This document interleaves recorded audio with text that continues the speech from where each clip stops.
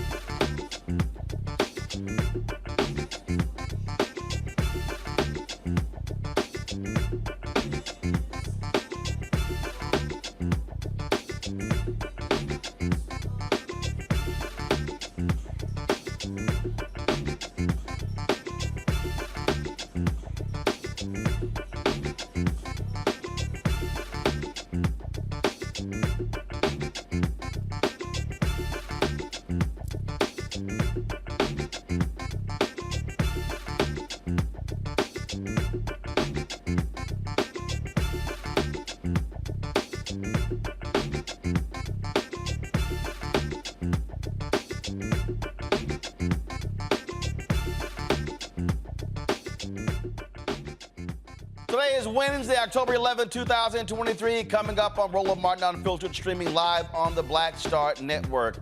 Hamas militants attack Israeli by air, sea, and ground, and now Israel is responding. We'll talk about the devastation in the Middle East that has caused more than 2,000 deaths on both sides. A national security expert, Dr. Nola Haynes, is here to make sense of this war. A Florida NAACP chapter is demanding the Tampa police take accountability for misconduct by its officers. Two videos have surfaced showing one officer taunting black residents and another choking a man during an arrest. We'll be joined by the president of the NAACP Hillsborough County branch. Thousands of Virginia voters have been purged from the voter rolls. Democrats are demanding the Department of Justice investigate. We'll be joined by Virginia House Democratic leader Don Scott on this issue. Vice President Kamala Harris's Fight for Our Freedoms college tour to the College of Charleston. We will have some of that for you. Also, I'm going to break down the continuing stories about why national media keeps saying Kamala Harris is a problem and really what is going on here. Plus, we're paying tribute to one of the three surviving descendants of the Tulsa Race Massacre, Uncle Red. He has passed away at the age of 102. It is time to bring the funk. I'm Roland Martin Unfiltered on Black Star Network. Let's go. He's got it. Whatever the miss, he's on it. Whatever it is, he's got the scoop, the fact, the find. And when it breaks, he's right on time and it's rolling. Best believe he's knowing. Putting it down from sports to news to politics. With entertainment just for kicks, he's rolling. It's Uncle Roro, y'all. It's Roland Martin, yeah. Rolling with Roland now. He's funk, he's fresh, he's real, the best, you know he's Roland Martin now.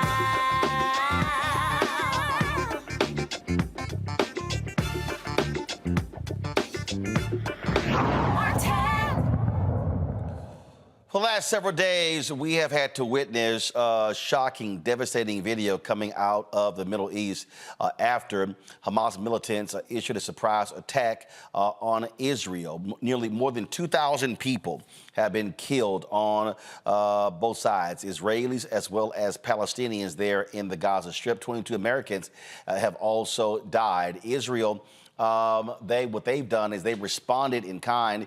They have banned electricity, water, and other items coming into the Gaza Strip. Other countries are enforcing a blockade as well. They are attacking and going after many of the Hamas strongholds there in the Gaza Strip. Prime Minister Benjamin Netanyahu and National Unity Party leader Benny Gantz says the government will not pass any laws or make any decisions that do not concern the conduct of war. Now, President Joe Biden, he, of course, has also been speaking out. He spoke again today, making it clear that the United States stands strongly and firmly with Israel. This has led to a lot of back and forth on Capitol Hill. You also have members of both parties talking about what needs to be done to actually provide additional resources to Israel in this battle. So many different things have been going on. You've had various universities. Various students of the university has been issuing statements. Some of them are highly critical. You've got folks who've also been criticizing. They've been criticizing members of Congress. Folks are making decisions. Do they stand with Israel? Do they stand with the Palestinians? You've got critics of Black Lives Matter Chicago for what they've been posting. And so we've just seen, again, a significant number of folks speaking on both sides, multiple sides of this issue. It has led to a lot of consternation as we're seeing, again, as these bodies are being pulled out of the rubble. We're seeing reports, and unfortunately, a lot of disinformation on social media as well, trying to understand exactly what is going on on over there as we speak. Here's President Biden speaking a little bit earlier. Give me 1 second, all right, folks. Let me just pull this. Up. Here we go. I mean, I've been doing this a long time. I never really thought that I would see and have confirmed pictures of terrorists beheading children. I never thought I'd ever. Anyway, but there are countries in the region that are trying to be of some help, including Arab nations that are trying to be of some help. So, Doug Emhoff, who is, of course, the second gentleman who is married to Vice President Kamala Harris, he is also Jewish. He also spoke today. Here's what he had to say. You're all hurting. The entire Jewish community is hurting. I'm hurting. We grieve with you. We stand with you. But thank God we have the steady leadership of Joe Biden and Kamala Harris during this unthinkable time in our history. Their moral compass, their calm, their empathy are what we need in this time of crisis. And we saw that yesterday when President Biden, with Vice President Harris and Secretary Blinken by his side, powerfully addressed the nation and made clear to the world that Israel has the United States' unwavering support. Our president and vice president are making sure Israel has what it needs to defend itself. We are grateful for their leadership and support for Israel at this exceptionally difficult time. We also acknowledge and address how these events will impact us as Jews. All right, joining us right now is national security expert Dr. Nola Haynes. So, Doc, glad to have you here. So, all right, where do we even begin? First of all, this started with this surprise attack by Hamas against Israel. Some 5,000 rockets were fired. So I want to do this here. A lot of people really have no understanding of anything in this region. So let's first do this here. Explain to folks the difference between Hamas and the PLO. And so when you see people talking about they stand with Palestine, it doesn't mean that they are defending Hamas. So explain to people who don't quite understand this region at all. Thank you so much for doing this segment. It's very important, and I think it's important to talk to everybody about what's happening, especially folks in our community. And that is a great starting point. You know, we can go all the way back to 1948 when the State of Israel was even founded. This is how far this goes back. It goes all the way back there. And there are different times in the 60s and the 70s where you had different skirmishes. There was a Six-Day War in 1967, 1972. There are so many instances that you can point to, but nothing quite like this on this scale. So in 2006, Hamas came into power in Gaza. I want to be very clear about them having power in Gaza. There's the West Bank, and there are other parts where Palestinians are. In Lebanon and Jordan in 1948, when Israel became a state, and a lot of Palestinians were forced to go elsewhere, they migrated to many different parts. So we're talking about the Gaza Strip. So they came into power in 2006, and it's been a bit of a roller coaster since then.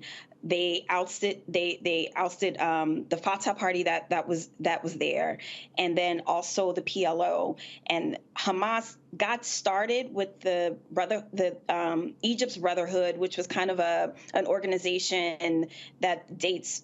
I forget exactly when they came into power, but it was a pretty powerful organization. But then they broke off, and then they became Hamas. So they've had a presence, I would say, probably since the 80s, and they slowly gained power.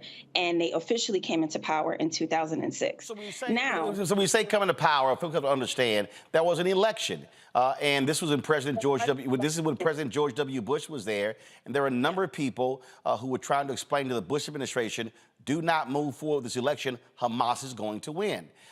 So Condoleezza Rice was Secretary of State. They said, no, there's going to be an election there. And that's exactly what happened there in the Gaza Strip. And so what you had is you had Hamas, who was saying to people, we're going to provide you food, shelter, things along those lines. We're talking about a territory with about 2 million people, half of them children. 90% of the place doesn't have electricity. You've had the UN Secretary General literally call this an open air prison. And so folk have to understand really what this area is like and really what is going on here, which explains why Hamas has been able to control the Gaza Strip. Go ahead.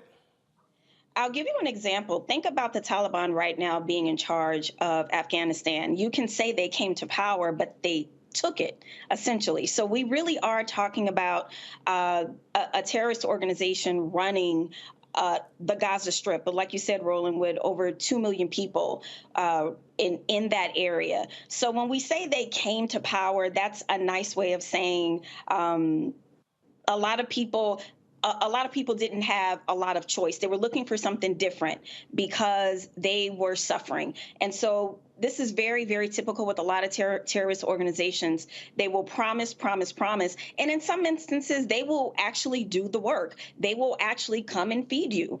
But they also have these ulterior motives where they want to also enact some level of Sharia law, right? And through force. So that's another part of it. So Palestinian folks have been living under pretty extreme circumstances since 2006. And you have these competing power centers among the Palestinians. You have the PLO.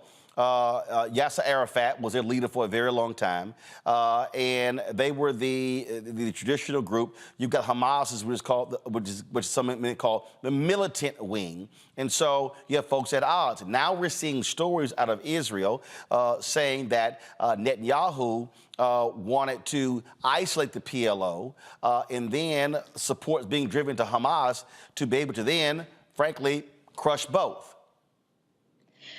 Exactly, because one of the things, and Hamas has been very clear about this, they want part of Jerusalem.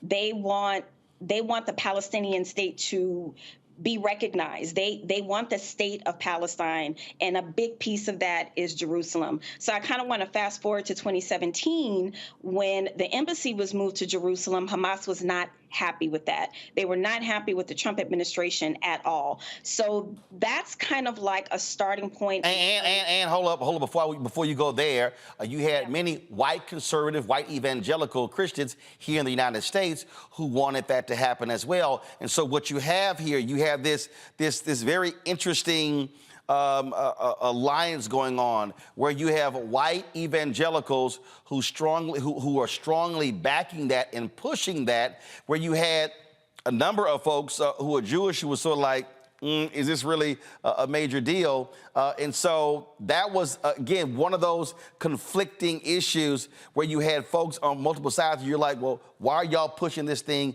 so diligently?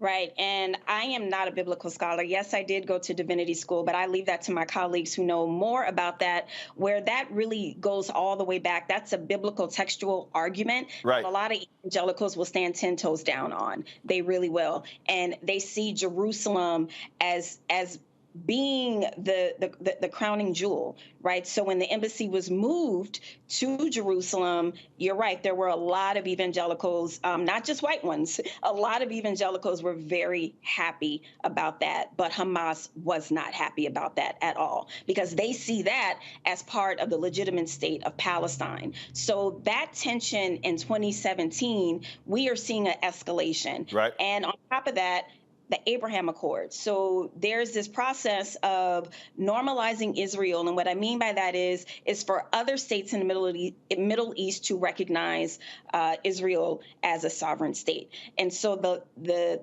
normalization process that a lot of people are talking about, there's a lot of mis and disinformation around Iran. There are a lot of conspiracy theories being drawn together. But the gist of it is that there was a critical piece of normalization that was happening with Saudi Arabia. So some of these, the way that people are weaving stories together is to say that, well, Hamas definitely is interested in destabilizing the region. I mean, you don't attack unless your goal is to destabilize, right? And so a lot of people are saying that 2017, with moving the embassy to Jerusalem, coupled with normalization, recognizing Israel as a sovereign state, are the sparks that really pushed Hamas to this extreme point. So that is a point of view. Right. Things are still unfolding. We're still finding out information. But I want to make one thing very clear. Roland, you mentioned mis and disinformation earlier. There are a lot of stories out there about Iran having direct involvement and helping this happen. We do not have evidence of that. First and foremost. Right. Hold on one second, because the reason I want to really hit that point. First of all, I'm going to go to a break. We come back. I want to deal with that. Because when President Biden spoke yesterday, he was attacked by a lot of right-wing folks. He didn't mention Iran. They were behind this. These are the same people who were yelling Iraq had weapons of mass destruction. We've also seen these reports saying that Hamas has beheaded 40-some-odd children, but then we're hearing from official folks in Israel that cannot be confirmed. So it's a whole lot of stuff that's being thrown out. It has not helped because Elon Musk, they're not his ex, also Twitter, they're not even stopping a lot of the stuff. So really people right now are saying a lot of things are happening that are actually not. And so I want to pick up when we come back on that. Just want to walk people through. And I want to talk about, again, and I want you to give people an understanding why the United States has historically stood so steadfast with Israel.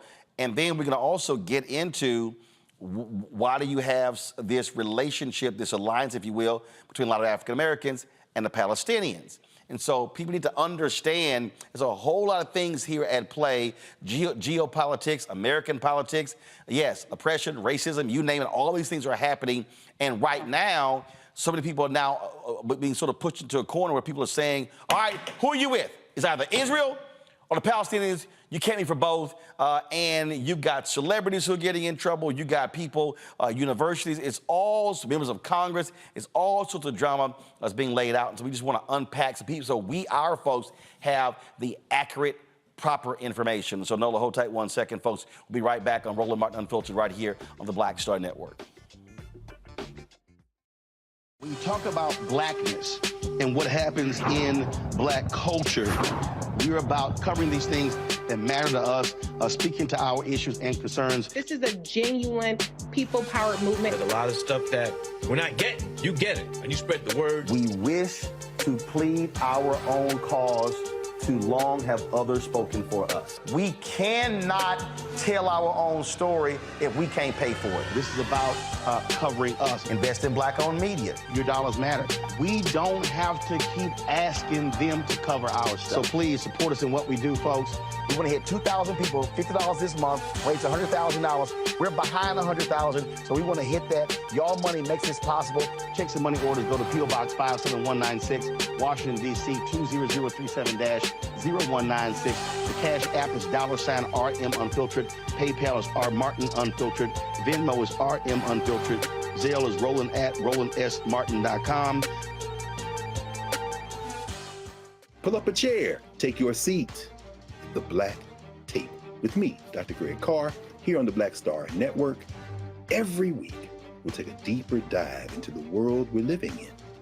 Join the conversation only on the Black Star Network. I'm Faraji Muhammad, live from LA. And this is The Culture. The Culture is a two-way conversation. You and me. We talk about the stories, politics, the good, the bad, and the downright ugly. So join our community every day at 3 p.m. Eastern and let your voice be heard. Hey, we're all in this together. So let's talk about it and see what kind of trouble we can get into. It's The Culture, weekdays at 3, only on the Black Star Network. Me, Sherry Shepard, and you know what you're watching, Roland Martin Unfiltered.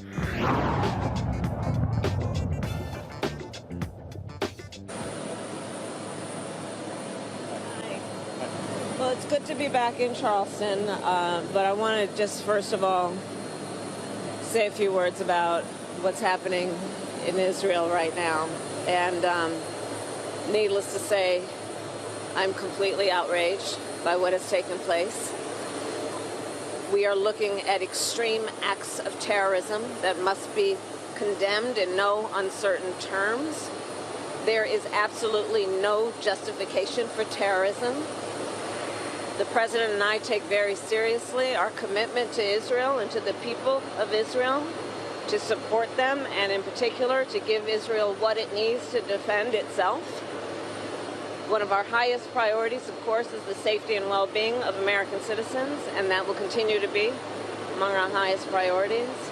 It is also critically important that, as we have been, we will stay in constant communication and contact with our allies, with our Israeli partners, with members of Congress, as we have been doing in these last few days. In fact, this morning, I was on a call that the President was on with Prime Minister Netanyahu, which is now one of many calls that have taken place, to restate our commitment that is unwavering to stand with Israel and the Israeli people. So thank you. All right, that was Vice President Kamala Harris today. We go back to our guest, Dr. Nola Haynes, national security expert. Nola, for people who don't understand the relationship between the United States and Israel, very close. We send Israel billions of dollars annually. Yeah. This relationship goes all the way back to 1948. We were the first country to recognize Israel as a state. They are our security partner and ally. They believe in democratic values, and a relationship is very, very strong. And when you say our security partner, folks have to understand, we rely on Israel and the relationship and intelligence when it comes to many of those other countries in the Middle East that don't have democracies, and that, and for many of them, they have been enemies of Israel. And vice versa. Absolutely.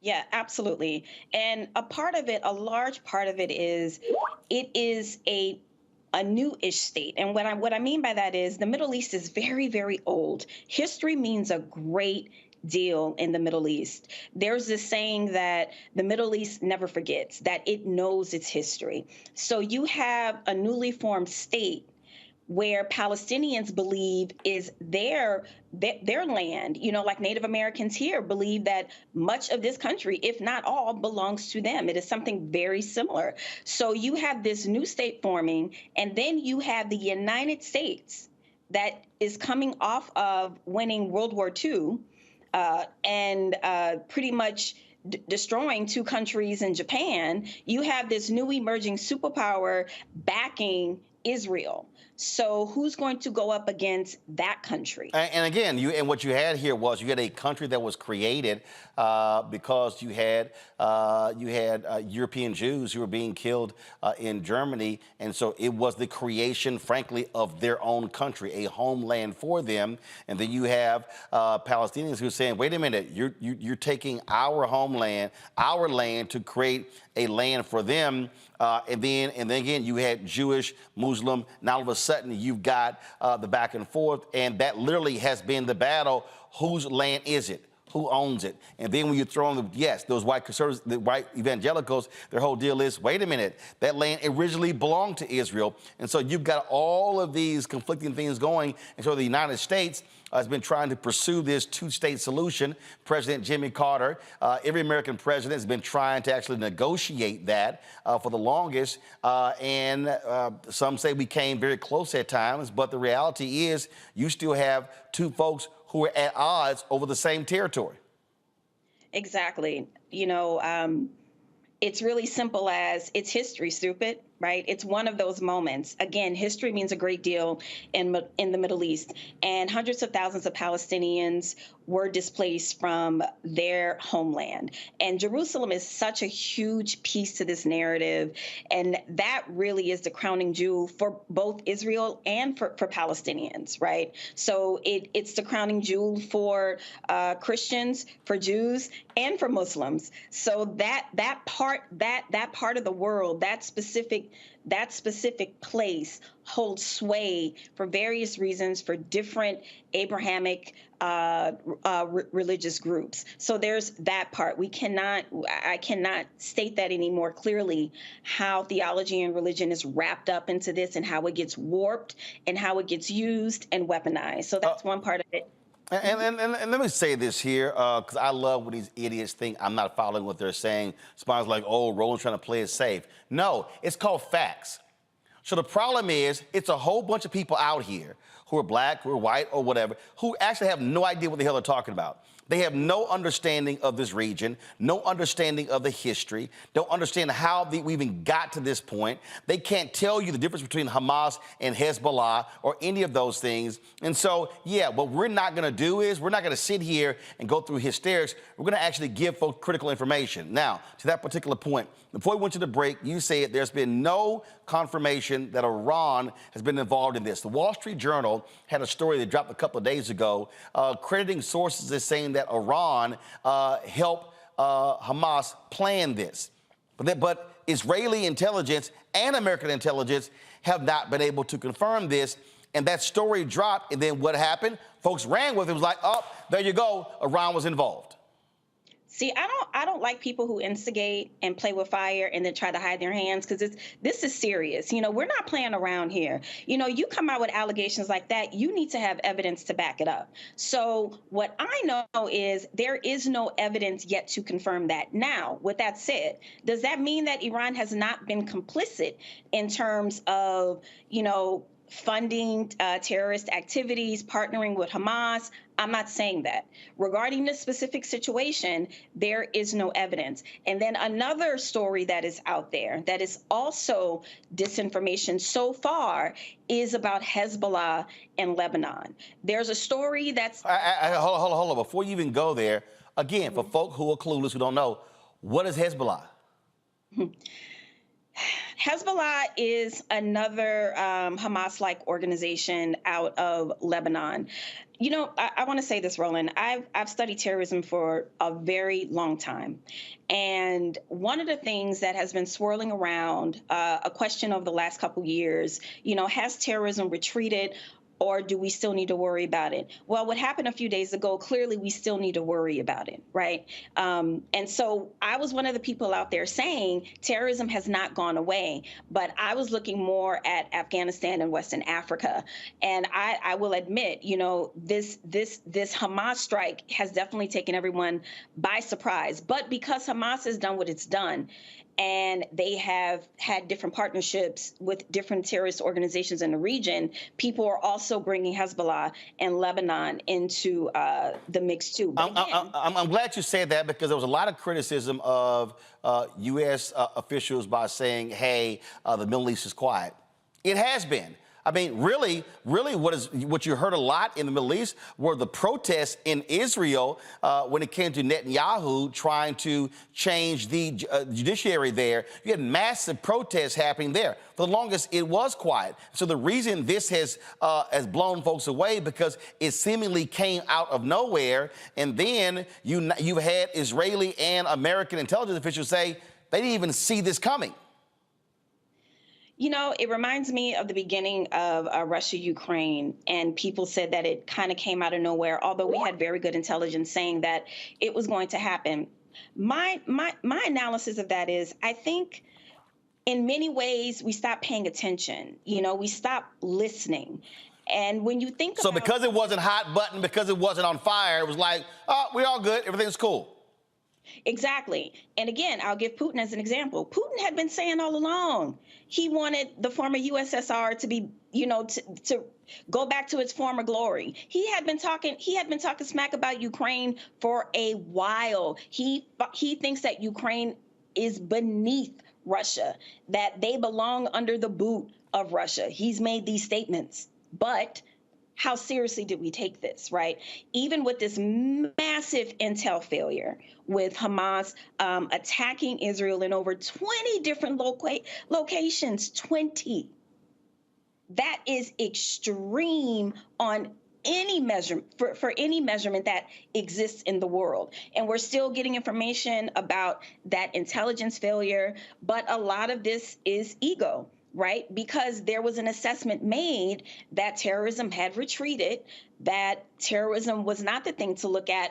Many indicators said that what we should be looking at is not global terrorism, but proliferation of WMD. There was some information out there that was saying that. So You know, I don't have the full story yet. I don't know what contributed to the intel failure, but somebody took their eye off the ball. So a lot of somebodies took their eyes off the ball, right? Because for more than 20 locations to be attacked in Israel, that's a lot of planning. That's a lot of chit chat going on somewhere. Somebody's having conversations. Somebody's convening people together. So the massive intel failure, just like with 9/11, this will be talked about and studied for a very long time because this is unprecedented. Before I go to break, then go to my panel, I got to ask you this here. We keep seeing these stories that 40 children were beheaded, but I'm also hearing that it's not been confirmed. What do you know? That is not confirmed. So this, again, and for people to understand, when a story like that just gets thrown out there, what it creates in the mind of people, oh, these people are so heinous, do whatever you want to them.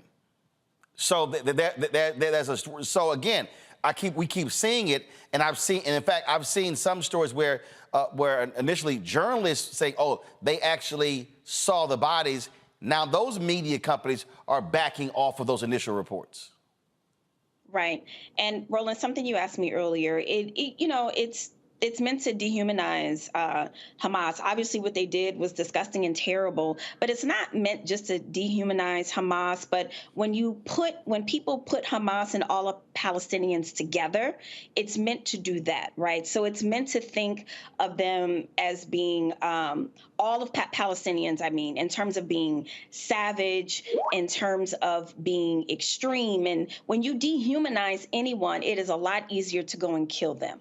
Right. So what Hamas did was disgusting and heinous on every single level. But the one thing that I do want to say, the one thing that I know is also very important to this administration is recognizing the difference between what Hamas did and Palestinians just trying to live their lives every single day. That is a distinction that this administration is standing on. And I'm happy that they are, because it is a distinction. And for people that are saying, well, they voted them in, well, you can't call them a terrorist organization today and not yesterday. So either they are and they have been, which is to say, I'm sure there was a lot of, they were elected in, right? They got elected.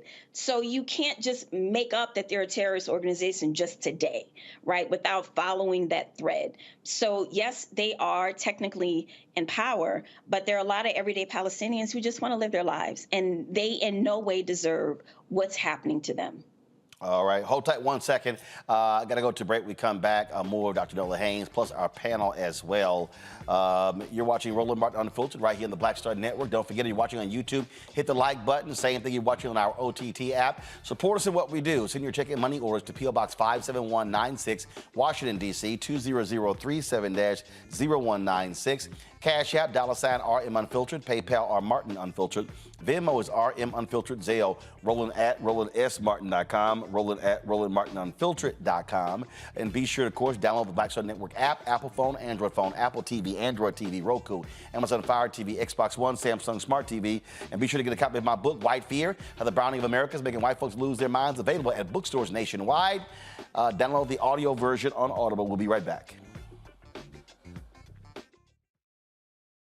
Hatred on the streets, a horrific scene, a white nationalist rally that descended into deadly violence. White people are losing their damn minds. As an angry pro-Trump mob storms the U.S. Capitol, we've seen shooting. We're about to see the rise of what I call white minority resistance.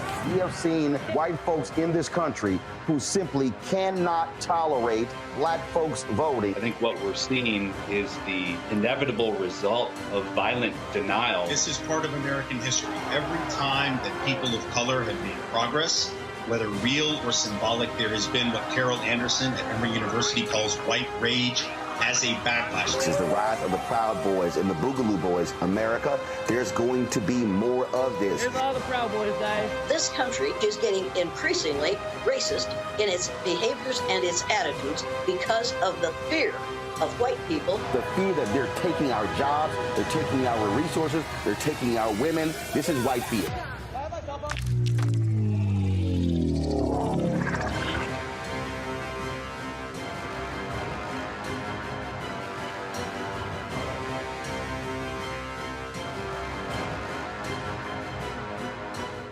the next Get Wealthy with me, Deborah Owens, America's Wealth Coach, you're going to learn about the silver tsunami, which means that 1 million people are turning 65 every day, and they're going to need some kind of care.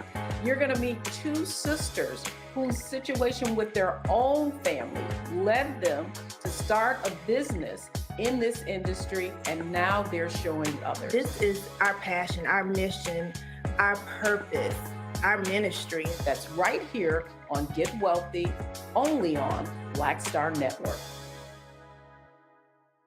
Hello, I'm Paula J. Parker. Truly proud on the Proud Family. I am Tommy Davidson. I play Oscar on Proud Family, Louder and Proud. Hi, I'm Jo Marie Payton, voice of Sugar Mama on Disney's Louder and Prouder, Disney Plus. And I'm with Roland Martin on Unfiltered.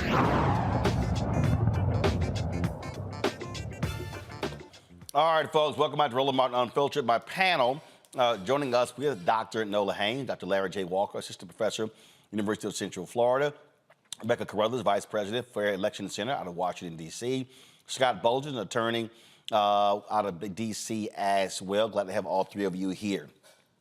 It has been a whole lot of discussion, Larry, everywhere about how people are responding. You got celebrities and organizations and people issuing statements, and who do you stand with? You're standing with Israel or standing with the Palestinians. You got people who are saying, how dare you not condemned Hamas? How dare you not condemn Israel? A lot of people have been talking about this here. Black Lives Matter Chicago posted this, and this was, of course, this image right here. I stand with Palestine. That is all. That is it. And of course, people were very critical because some of the Hamas folks who flew in to a concert there flew in as paragliders. So folks have found this to be extremely insensitive. They've been blasting them. Then you had the people who have been saying, well, this represents, all of Black Lives Matter. Well, that's not true, because the Black Lives Matter grassroots folks issued their own statement.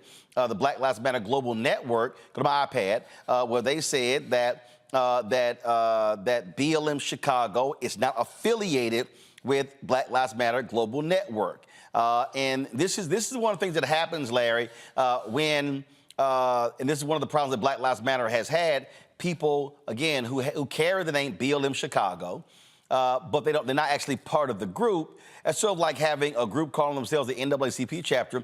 They're not tied to the actual NAACP. The people are blasting the entire Black Lives Matter movement. You've got universities where you got students that are releasing statements as part of organizations. Then you got folks like Bill Ackman, the billionaire, saying, oh, let's out all of these students so we don't hire them. And so you got a lot of people, Larry, who are like, you know what? I'm not going to say a damn thing because, frankly, if I take any position, it ain't helping me. Yeah, you made some excellent points. First of all, I'm glad you had Dr. Haynes on. I follow on Twitter, so she's provided some really excellent analysis on a very complex issue. And look, Roland, I worked on a number of issues relating to Israel, other foreign affairs issues when I worked on Capitol Hill. And as you, in your previous conversation, highlights, this is a very complex issue. And I think when it comes to the age of social media, there's a lesson a lot of people haven't learned, and it's that you can just remain silent. Not everyone has the expertise to talk about complex foreign affairs issues. And as you talked about, some universities have posted comments, obviously a lot of policymakers and celebrities, et cetera. And in some cases, many cases, those individuals just stay silent because they don't have an understanding of the complex issue, as Dr. Haynes just talked about the last several decades. But also, like I said, you can go further back than that to talk about these issues that relating to the region. The other thing I want to talk about, Roland, you mentioned is BLM in Chicago.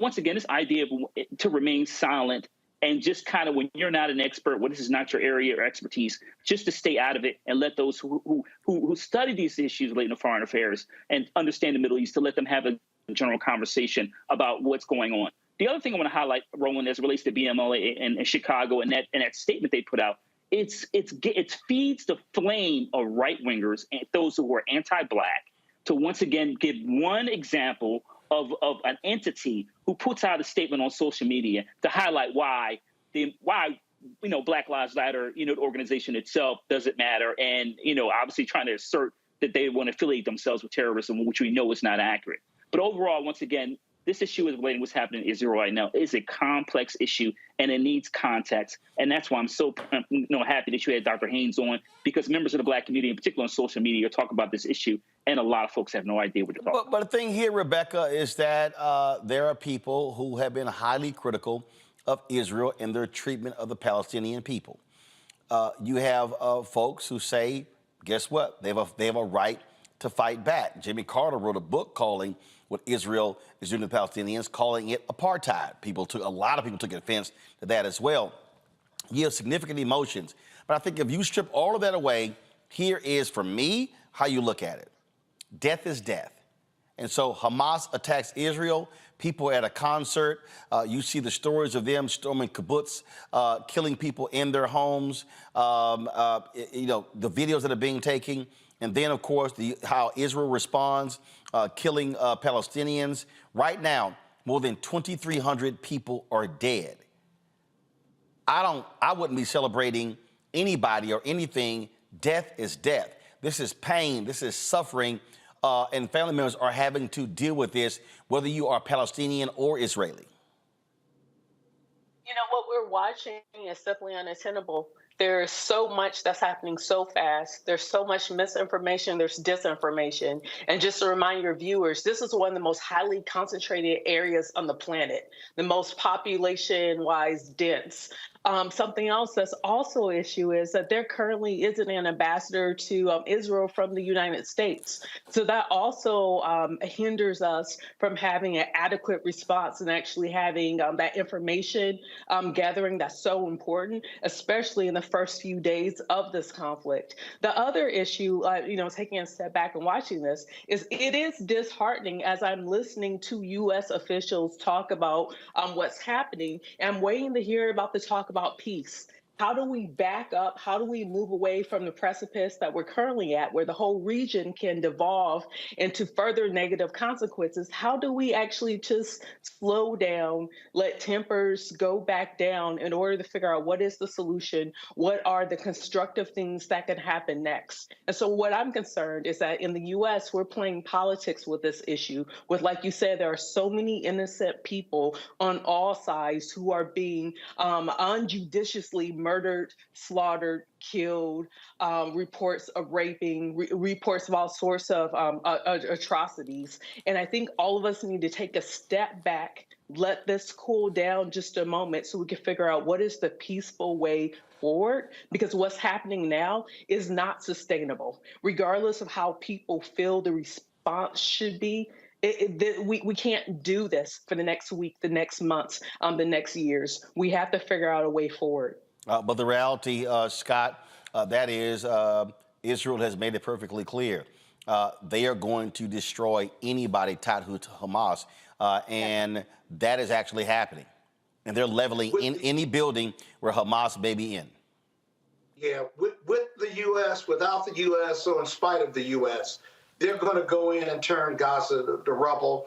And, you're right, death is death. Let me just say this, though, because I follow Nola also. Hamas is not Palestine. Hamas is not Palestinians.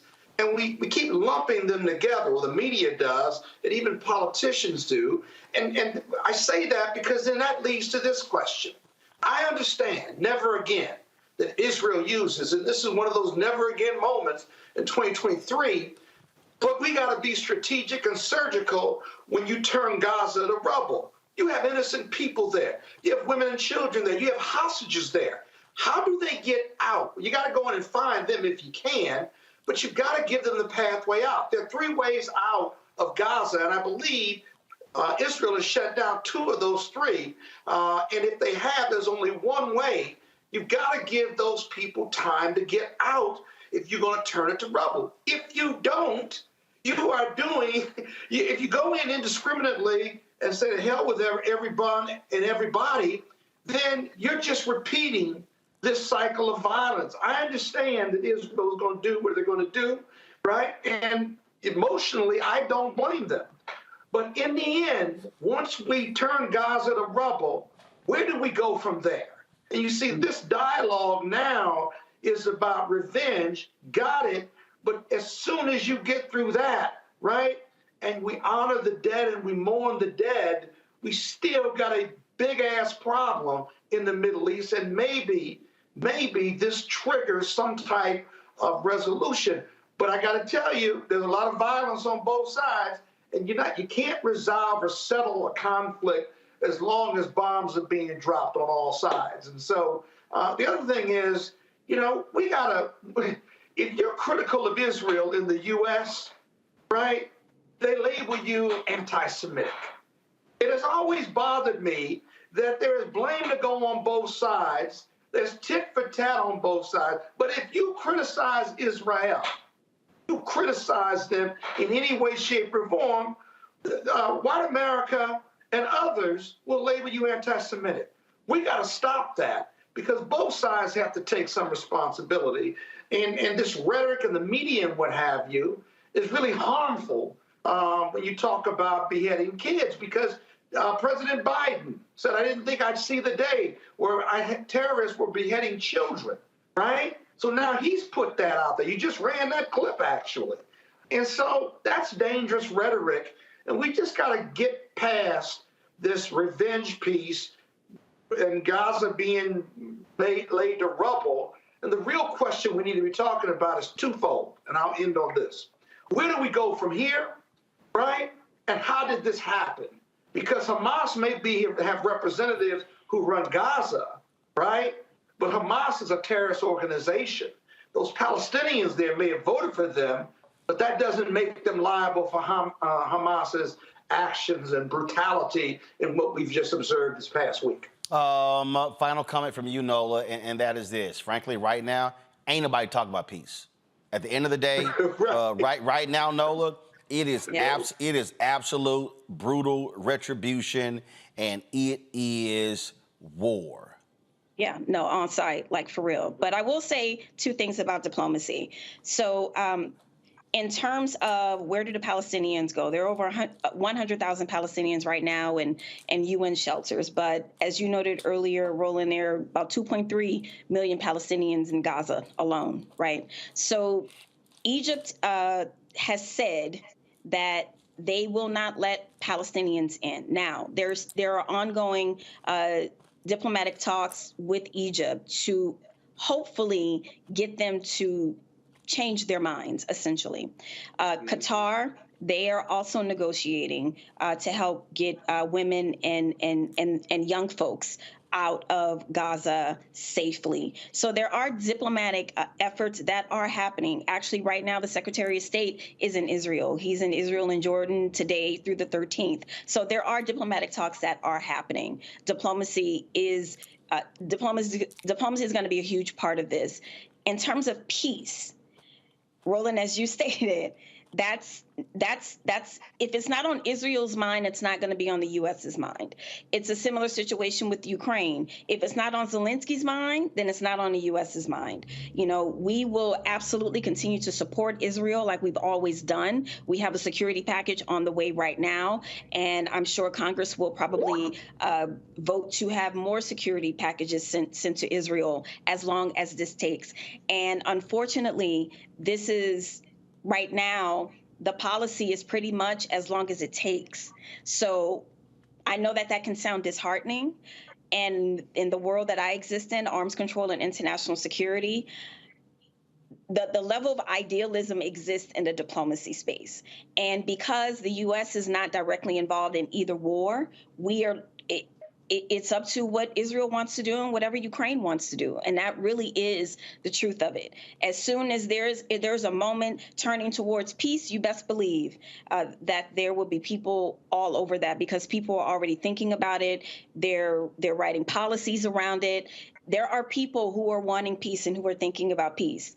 But as long as Netanyahu says on site, as long as Zelensky says on site, that's what it's going to be. All right. Dr. Nola Haynes, we appreciate it. Thanks a lot.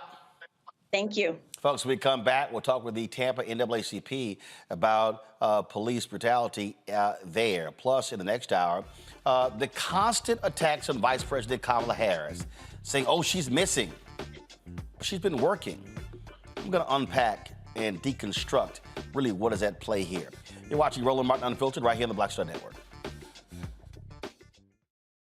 All change is not growth. Right. But thoughtful change is real good fertilizer. And that's what has been so beneficial to us. But you also were not afraid of the pivot. Well, and I'm a black woman in business. Come on, I don't care how I dress up. I don't care who I'm speaking with. I don't care what part of the world I am in. I still am a black woman in business. Being afraid of the pivot, being fearful of change is not what got me here. Respectful of change, respectful of pivot, yeah. Fearful, no, no.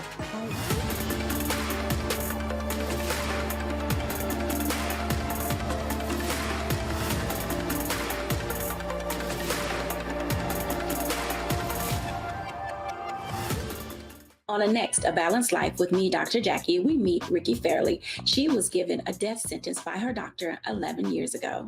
But for Ricky, giving up was not an option. She declared war on her disease, turned her entire life upside down, and won the battle. I know that God left me here to do this work. And when you talk about faith, faith is what got me through. I mean, I had to relinquish my faith and give my life to God and say, okay, God, what have you got for me? And He gave me my purpose. And that's why I'm here. Her amazing story of strength, balance, and survival here on A Balanced Life with Dr. Jackie on Black Star Network.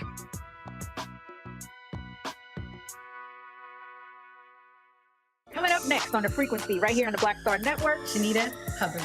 We're talking about the ride or die chick. We're breaking it down. The stereotype of the strong black woman. Some of us are operating with it as if it's a badge of honor. Like you even hear black women like aspiring to be this ride or die chick, aspiring to be this strong black woman trope at their own expense. Next on The Frequency, right here on the Black Star Network.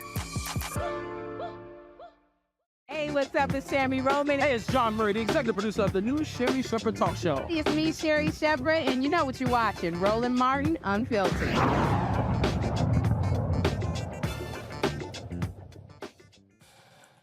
The Tampa, Florida Police Department, folks, under heavy scrutiny after videos of police misconduct were released. One video shows an officer taunting black residents during a bust, and the other is an officer suspended for putting his hands on a black man's neck during an arrest. Both incidents happened last year. Joining me now from Tampa is the Hillsborough County NAACP branch president, Yvette Lewis. Yvette, have y'all had conversations with the police department? What have they said? Basically, with the first incident, a veteran police officer that has been there for 10 years, they said that he was just having a bad day, the police officer was. He was having a bad day. This is coming from a person with a badge and a gun where somebody could end up being killed. That is correct. And so, and that came from the chief of police here. And the other gentleman, they covered it up and hid it for so long, but they just said he was very remorseful and he was sorry for what he did. So neither one was suspended? The second one where he was choking the guy out, he got 3 days suspension. But that's it. So let me tell you, these incidents, like you said, Roland, happened last year. They called me to put the fire out because they knew the community would be in an outrage. But why did you have to put the fire out? That's their job. Thank you. So, and I refuse to accept the explanation that they gave, which was one was having a bad day and the other one, it was a good arrest. And so therefore everything was good. And, you know, and these gentlemen are still on the police force and still doing things to the community. And there's a lack of distrust with what's going on. So no response from the mayor, from the city council? Nothing from the mayor. The mayor has been absolutely silent. And this is the thing. The mayor is a former chief of police. And city council has not said anything. And this is the same city council 3 years ago who apologized to the African-American people for how they treated them back then. But yet there's nothing that they're doing. So what's your next step? The next step is definitely reaching out to the Department of Justice to look into this matter, to see what is going on, because this police department has a history of biking while black, arresting people for just riding a bicycle, and renting while black, arresting people and evicting people out just for a simple arrest or something that a police was called out to. So I have definitely reached out to the Department of Justice to investigate this police officer, the police department, for what they're doing. All right, then. And all of the police, Tampa police that's in our area that is on these specialty squads, they don't look like us. Mm-hmm. All right. Well, Yvette, certainly keep us abreast of what happens next. Hopefully you're going to get some answers from the elected officials there in Tampa. Thank you. I hope to as also well. All right. Thanks a bunch. Folks, we come back with voting purges in Virginia. More than 10,000 folks knocked off the rolls. What's going on? We'll talk with the House Democratic leader. We'll also talk about the constant, now 3 years, of stories saying Vice President Kamala Harris, she's awful, she's not ready. What's really going on here? I'm going to deconstruct that thing for you so you can understand what is happening. You're watching Roll. And plus, we'll also be remembering one of the last three descendants, the survivors of the Tulsa race massacre. He passed away at the age of 102. We'll remember Uncle Red. You're watching Roland Martin Unfiltered on the Black Star Network.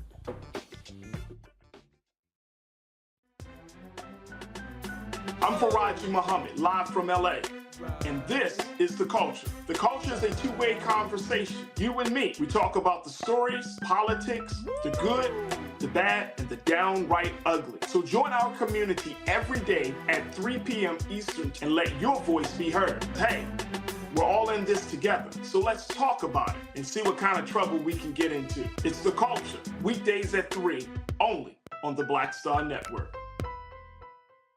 On the next Get Wealthy with me, Deborah Owens, America's Wealth Coach, you're going to learn about the silver tsunami, which means that 1 million people are turning 65 every day, and they're going to need some kind of care.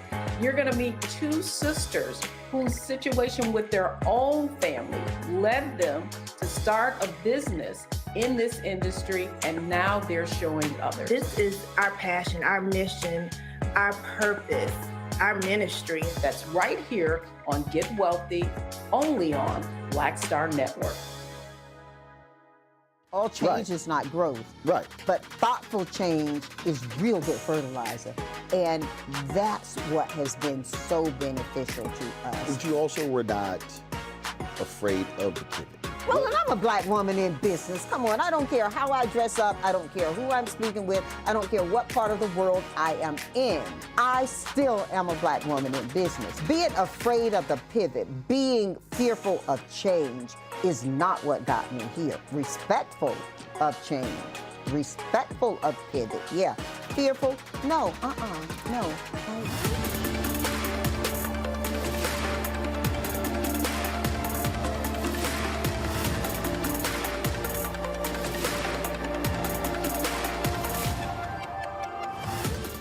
Hey, what's up, y'all? I'm Devon Frank. I'm Dr. Robin B., pharmacist and fitness coach, and you're watching Roland Martin Unfiltered.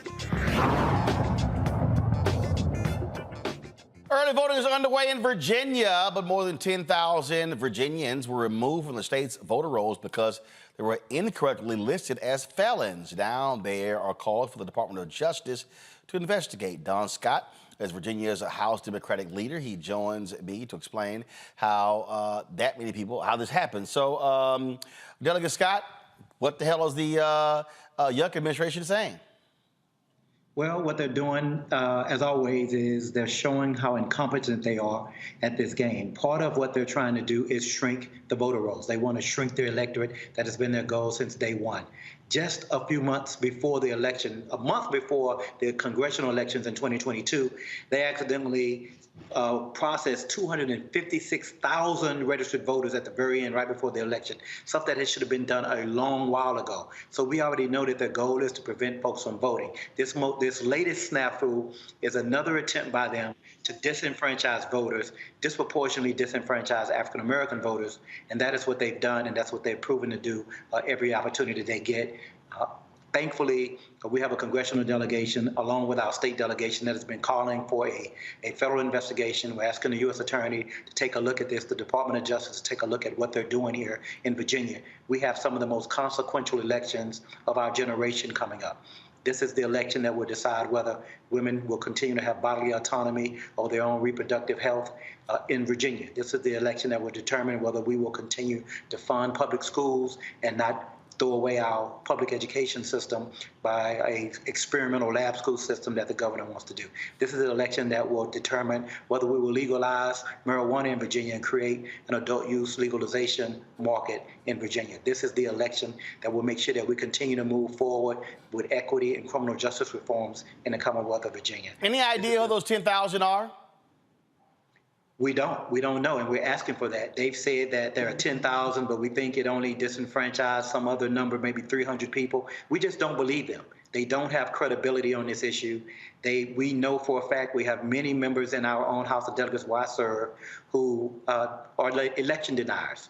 And so we don't trust them, and we really need to have an outside organization come in and look over their shoulder, because this is no coincidence that these things happen well within 30 days of the election on November 7th.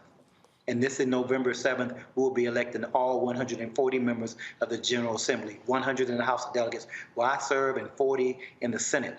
And so it's not a coincidence that within 30 days of the election, they're playing with the voter rolls again. Rebecca. Besides asking Department of Justice to come in, what is the party doing to make sure that folks are double checking their registration to make sure that they're eligible to get out and vote?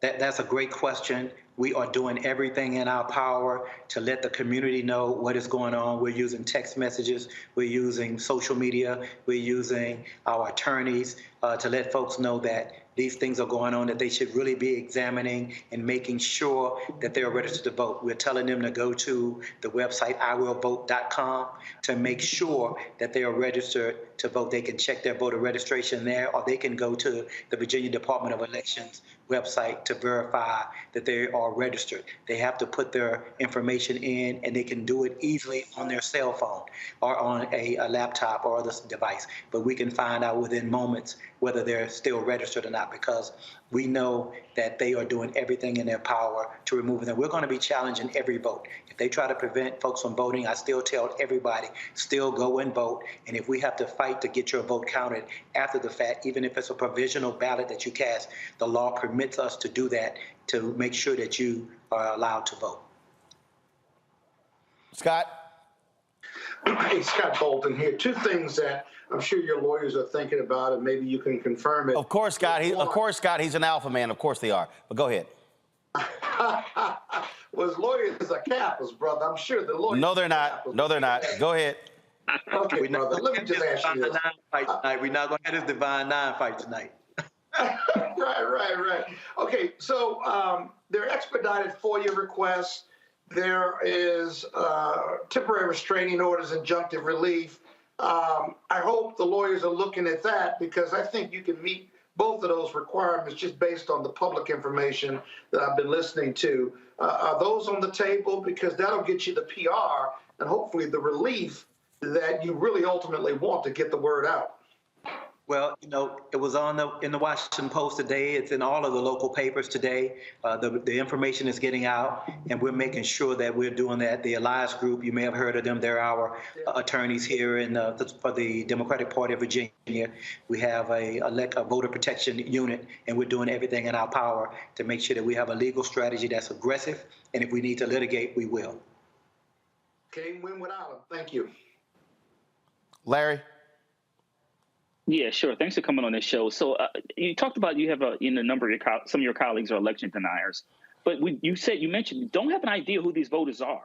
So I'm curious at first, what are some of your colleagues on the other side of the aisle have to say?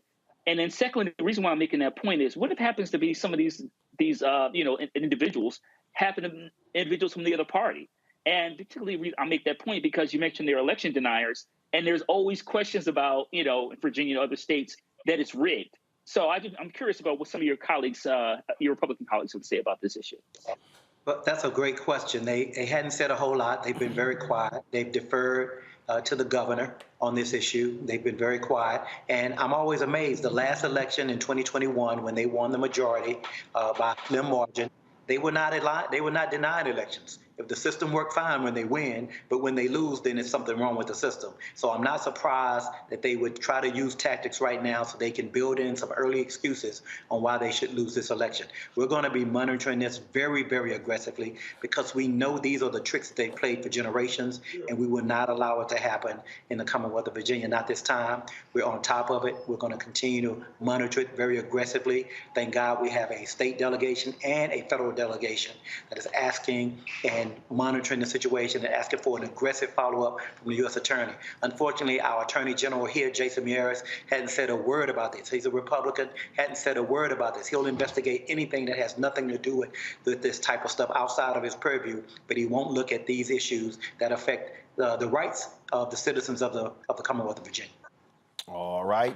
And folks, as a reminder, we're going to be in Fredericksburg on Monday, continuing our conversation with House Democratic candidates there.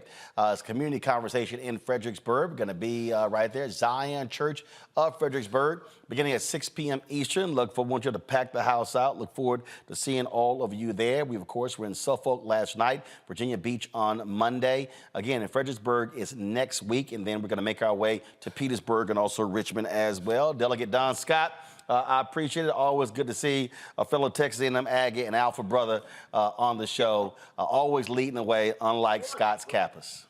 Whatever. All right. Thank y'all. Y'all have a great night, and I appreciate y'all having me on. Let's stay on this game. Let's stay focused. We can win this election. We only have to turn 3 seats, and y'all are now speaking to I will have the opportunity to be the first African American ever to become Speaker in the Commonwealth of Virginia. So thank y'all for having me. All right, let's make it happen. All right, Don, thanks a lot. I appreciate it. All right, folks, don't forget, in Virginia, October 16th, the voter registration deadline to vote in this year's election. Those who register after this date through Election Day can still do so and will vote using a provisional ballot. October 27th is the deadline to apply for an absentee ballot to be mailed to you. Virginians can request an absentee ballot through the mail, fax, or online. November 4th, the last day of early in-person voting, and deadline to apply for an absentee ballot in person. Early in-person voting will end at 5 p.m. and November 6th is the last day a voter can request an emergency absentee ballot. And remember, the election day is on November 7th. All right, folks, when we come back, we're going to talk about early voting in Louisiana. Also, Carly Russell finds out her fate in Alabama over her fake abduction. Why the constant grilling and attacks on Vice President Kamala Harris. And remember, one of the last 3 survivors of the Tulsa Race Massacre who passed away, they were aged of 102. You're watching Roland Martin Unfiltered on the Black Star Network. Support us in what we do. Join our Bring the Funk fan club. Send your chicken money. Order to P.O. Box 57196, Washington, D.C. 20037-0196. Cash App, $RM Unfiltered. PayPal, R Martin Unfiltered. Venmo is RM Unfiltered. Zelle, Roland at RolandSMartin.com, Roland at RolandMartinUnfiltered.com. Be sure to download the Black Star Network app, Apple phone, Android phone, Apple TV, Android TV, Roku, Amazon Fire TV, Xbox One, Samsung Smart TV. We'll be right back. Pull up a chair, take your seat. The Black Tape with me, Dr. Greg Carr, here on the Black Star Network. Every week, we'll take a deeper dive into the world we're living in. Join the conversation only on the Black Star Network. On next, A Balanced Life with me, Dr. Jackie, we meet Ricky Fairley. She was given a death sentence by her doctor 11 years ago. But for Ricky, giving up was not an option. She declared war on her disease, turned her entire life upside down, and won the battle. I know that God left me here to do this work. And when you talk about faith, faith is what got me through. I mean, I had to relinquish my faith. and give my life to God and say, okay, God, what have you got for me? And he gave me my purpose. And that's why I'm here. Her amazing story of strength, balance, and survival here on A Balanced Life with Dr. Jackie on Black Star Network.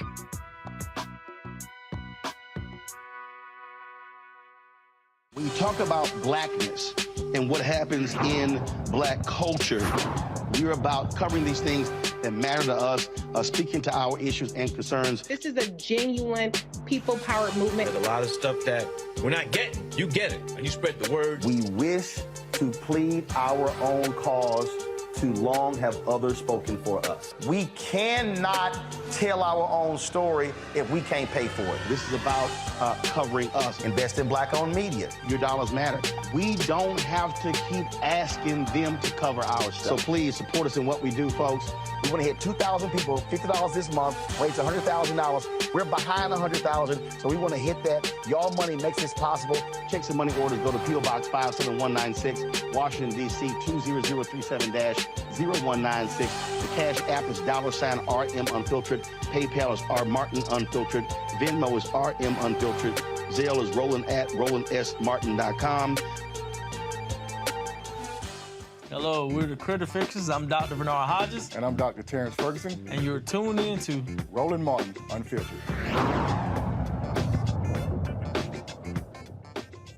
Folks, Louisiana's election takes place on Saturday. Polls will open at 7 a.m. and close at 8 p.m. You can still vote if you're in line to vote by the time the polls close. If you have not voted, be sure you head to the polls and cast your ballot.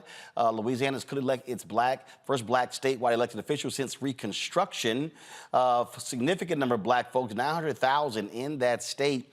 Who can vote. If black voters turn out in record numbers, former Transportation Secretary Dr. Sean Wilson could very well get into the runoff. Of course, if he gets into the runoff, then that election will be held in November. Folks going to turn out. One of the things here that still drives me crazy, Rebecca, when we look at this, is that when we look at the states, and it's Louisiana, frankly, Texas and Florida, we can go on and on and on. People have this assumption that because they're southern states, African Americans got no shot because they're red states. But the reality is this here. If we get our numbers, and I keep saying this, if we get our numbers up 65, 70, 75% of eligible African Americans, we can sweep elections. So literally the power is actually in our hands. You're absolutely right. I'm actually in Houston tonight, and when I even look at the population of Houston, and when I think about the statewide elections in Texas, if more people in Harris County turned out to vote, then it would flip and literally change the political landscape in Texas. And what we see in Louisiana is no different. While I did notice that the numbers coming in so far is that overall the voter turnout numbers in Louisiana for this primary is down, like white folks I think is down 12%, and black folks is down 9%. One thing that I will say, the state of Louisiana has not done itself any favors with how they do their October primary. It's not a set Saturday. It's not always the second Saturday of the month. Sometimes it's the third Saturday. Sometimes it's the last one of the last Saturdays in October. So even that inconsistency with how the local and gubernatorial primary is set up in a way that actually depresses the amount of folks who turn out to vote. But the thing that I keep focusing on, Larry, you heard Rebecca say, white voters down 12, black down 9. If they go down 12 and we remain flat or go up, we can actually win. We ain't got to be down when they're down. Yeah, and that's a key. And there's obviously a lot of complex reasons why, we see the numbers. You talked about Louisiana and some other states. And I want to go back just a couple of years ago. We talked about Florida, and obviously the governor and both U.S. senators are Republicans. It's considered now a red state instead of a purple state. But a reminder, Andrew Gillum almost won the election for governorship just a few years ago. So when we talk about your point about, some of these, red states, and if we, we're able to increase percentage-wise the number of black voters, it will make a tremendous difference. And, we talk about states like Alabama, Mississippi, Florida, and there's significant numbers of black people in those states. And so we have an opportunity here. But as I said, it's a complex issue. We got to make sure that we address the issue of, Democratic Party at the federal and state level supporting, Black candidates, particularly Black women. But we also have to highlight in terms of some of the a lot of the misinformation that permeates throughout the country and has also impacted the Black community. But we have a tremendous opportunity to elect Black folks at the state and federal level and the local elections, which you talk about all the time. Once again, we have to get folks out to vote. Scott, people keep talking about, oh, we need to get the right people in. Can't get in if folks don't vote. I give up. I give up on Black people voting. And you can criticize me all you want. Our futures could have changed America if we would just get out and vote. Here's a question for you, Roland, and here's a book for you. Your next book, right? Why we won't vote. Top 3 reasons why Black Americans just won't vote. A simple process could change their lives and change their communities and their state and the country. And they just won't do it. 60 to 70% of us, that's easy, just won't do it. What's your top 3 reasons for why Black people won't vote? I think that without a doubt, number one. No, I think number one is if that has not been your way of life and you've seen it growing up, you likely are going to then grow up and say, I don't see that big deal. When I see people, and Rebecca, I think you speak to, when you see people who their parents made this a priority, matter of fact, there's at the National Civil Rights Museum in Memphis, there's a placard there. There's a quote from a young Black girl, and it says, all I want for my 18th birthday is a voter registration card. So that was so when something was denied from us, there was a fervor to actually get it. And I think, frankly, some people, they've accepted the laziness of it, and they are just, you know what, hey, I don't see this making a difference, so therefore I can sit it out. But they will complain, though. You got 2 more answers. No offense, it's your show, but a couple more. Rebecca, you give one. Larry, you give one. Sure. I would say anytime ballot access is determined by political parties, there becomes a political interest in who gets to access the ballot and what actually lands on the ballot. And I think if political parties weren't so intricate in the actual balloting process, I think we would see more people actually turning out to vote. Because once again, it's not always in either party's or even some of the third parties' best interest to actually get that 80, 90%, 95% turnout. Larry? So, yeah, Roland, the point I want to make into what Scott says, I think Black folks suffer from political exhaustion also. Listen, we talk about all these issues relating, states taking steps to infringe on the rights of Black folks. And obviously the work the DOJ has been doing the last couple of years among some of the civil rights organizations, Legal Defense Fund, et cetera. But let's remember, what Jim Crow ended in 1965. And then since then, particularly what happened in 2013 in the Supreme Court, Scott knows that Republicans have consistently, we go back, pre-Jim Crow, to make sure that Black folks, A, are not even seen as U.S. citizens. That's first of all. And then second of all, have spent billions of dollars to make sure that we can't vote, that literacy tests, grandfather clauses. We have, in order to context of this conversation, we have to talk about the historical efforts to wear Black folks down. And I think that I use the term political exhaustion, Scott, and I think that Black folks are just really tired in terms of constantly trying to fight for basic rights as U.S. citizens. Yeah. I think, I won't tell you all 3 of you all are wrong, because I would never do that, although I tell Roland he was wrong. I think it's voter disillusionment, and maybe you capture that. Just completely disillusioned, middle class, Black underclass, poor folks, and some wealthy Black people, just completely disillusioned with the political discourse and whether it's really going to make a difference in their day-to-day life. They just don't believe it. And if you didn't grow up voting, I'll be honest with you, it's easy to get disillusioned. I hope your book, Roland, also covers how we fix this problem, because I got to tell you, in 2043, we're going to be the majority of Americans, at least people of color will be. And if we don't vote, it won't make a damn bit of difference whether we're a country of color or not, because voter suppression and Black and brown disillusionment voters, are going to keep us oppressed for an additional at least 20 years or more. Just my best thoughts on it. Oh, well, first of all, I'm trying to understand why you trying to get me to write a book when you can write it. All right, y'all. You're a better writer than me. Well, as alphas are typically better at most things than kappas. All right, y'all. Carly Russell. You cannot give him a compliment. He won't take it. Well, I'm working on a book, so if I'm working on a book as busy as I am, you could work on a book too. You're absolutely right. Hey, Scott, listen, you know, I'm a pretty good writer and also alpha man. I write with you. Don't worry about it. All right, sounds good. As usually, alpha got to carry a kappa. All right, y'all. Carly Russell, y'all, found guilty. What I don't understand is, why the hell would she plead not guilty? Because your ass was guilty. And so she pled not guilty. The judge found her guilty, recommended 1 year in jail, $17,874 in restitution. He also recommended 2 fines of $831 each. There was no jury trial there as well. Scott, you're a lawyer. I'm sorry. Dude, can you explain why are her attorneys appealing?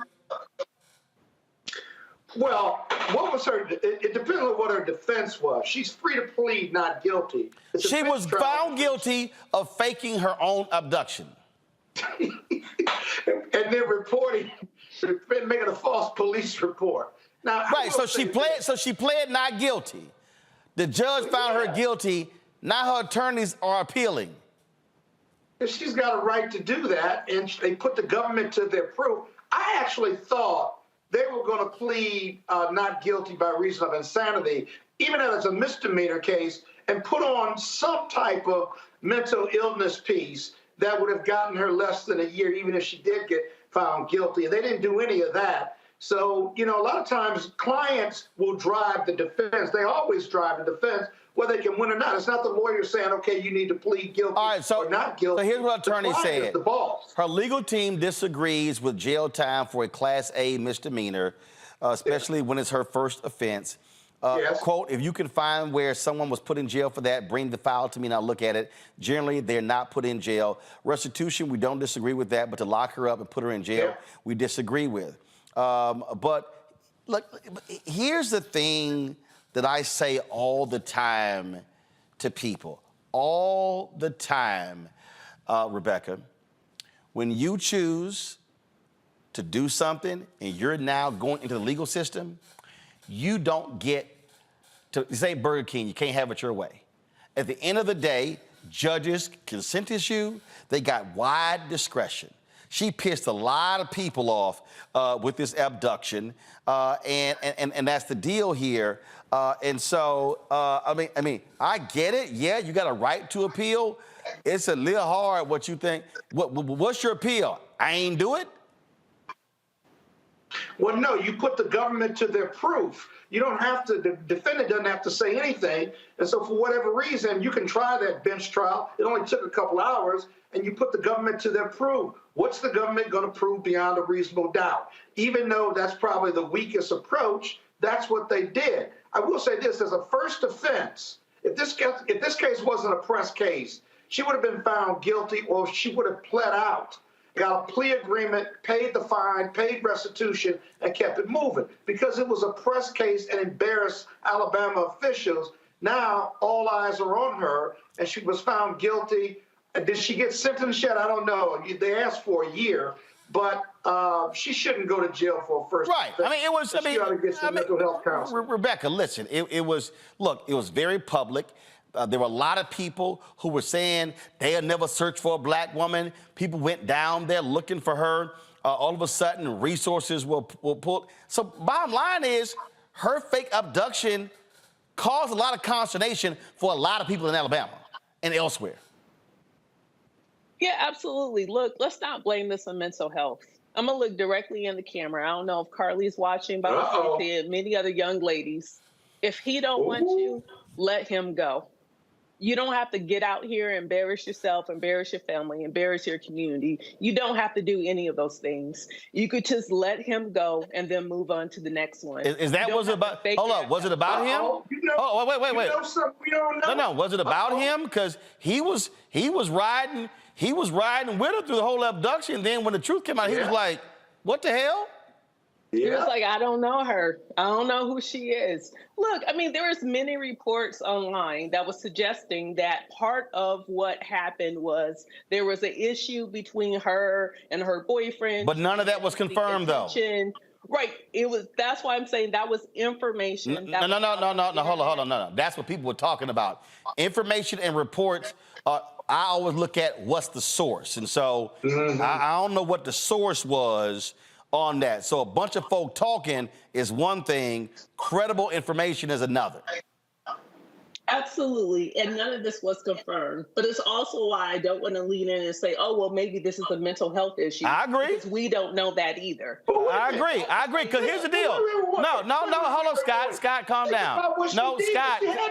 Scott, no, she didn't, Scott. No, she didn't. Larry, some folk. Scott, calm your ass down. It was crazy. Some folk do some dumb shit, Larry. Some folk do some dumb shit. Yeah, that's keeping it 100 in this conversation. So listen, this is an unfortunate situation all the way around. Look, listen, we talk about black folks, particularly black women going missing. You know, we have black and missing. You've had them on rolling. Look, disproportionately, when black folks disappear, no one pays attention. And that's why what California did with a new Ebony Alert is so important. Because disproportionately, once again, we go missing, particularly black women. No one pays attention. No one cares. This story blew up, got national attention. Black folks are all over social media. Like you said, black folks are willing to travel to help look for this sister. And then we come to find out it's a hoax. So listen, often when people do crazy things, they tie to mental health. Listen, and we often know people who have mental illness you would never even know about it. So let's be clear about that. The bottom line is she made a really bad decision and it will harm her for the rest of her life. And regardless of what you do, you can always Google her name. And this story will always come up. And so just she's damage now to herself. And just let me remind some people, it was a white woman in California. Go to my iPad. Her name is Sherry Papini. Guess what? She faked her abduction, and she was sitting here laid up with her boyfriend hundreds of miles away while folks were looking for her. And they were looking for her for a long time. Guess what? Sent her ass to prison for 18 months. So I know folk might say, oh, man, it's a black woman. No, the white woman went to jail for faking her abduction, and so that's what happens. All right, y'all, I got to go to a break. We come back. I want to talk about Vice President Kamala Harris. A consistent thing that they've been attacking her with for 3 years. 2 new articles out saying the same damn thing.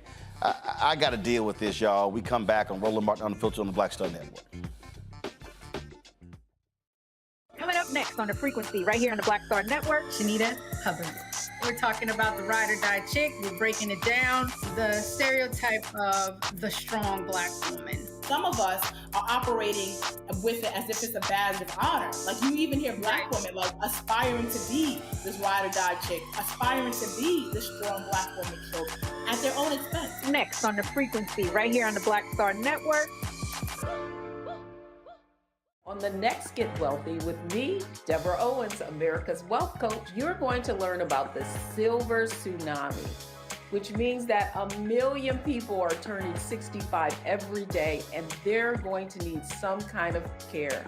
You're going to meet 2 sisters whose situation with their own family led them to start a business in this industry, and now they're showing others. This is our passion, our mission, our purpose, our ministry. That's right here on Get Wealthy, only on Black Star Network. All change is not growth. Right. But thoughtful change is real good fertilizer. And that's what has been so beneficial to us. But you also were not afraid of the pivot. Well, and I'm a black woman in business. Come on, I don't care how I dress up. I don't care who I'm speaking with. I don't care what part of the world I am in. I still am a black woman in business. Being afraid of the pivot, being fearful of change is not what got me here. Respectful of change, respectful of pivot, yeah. Fearful, no, no.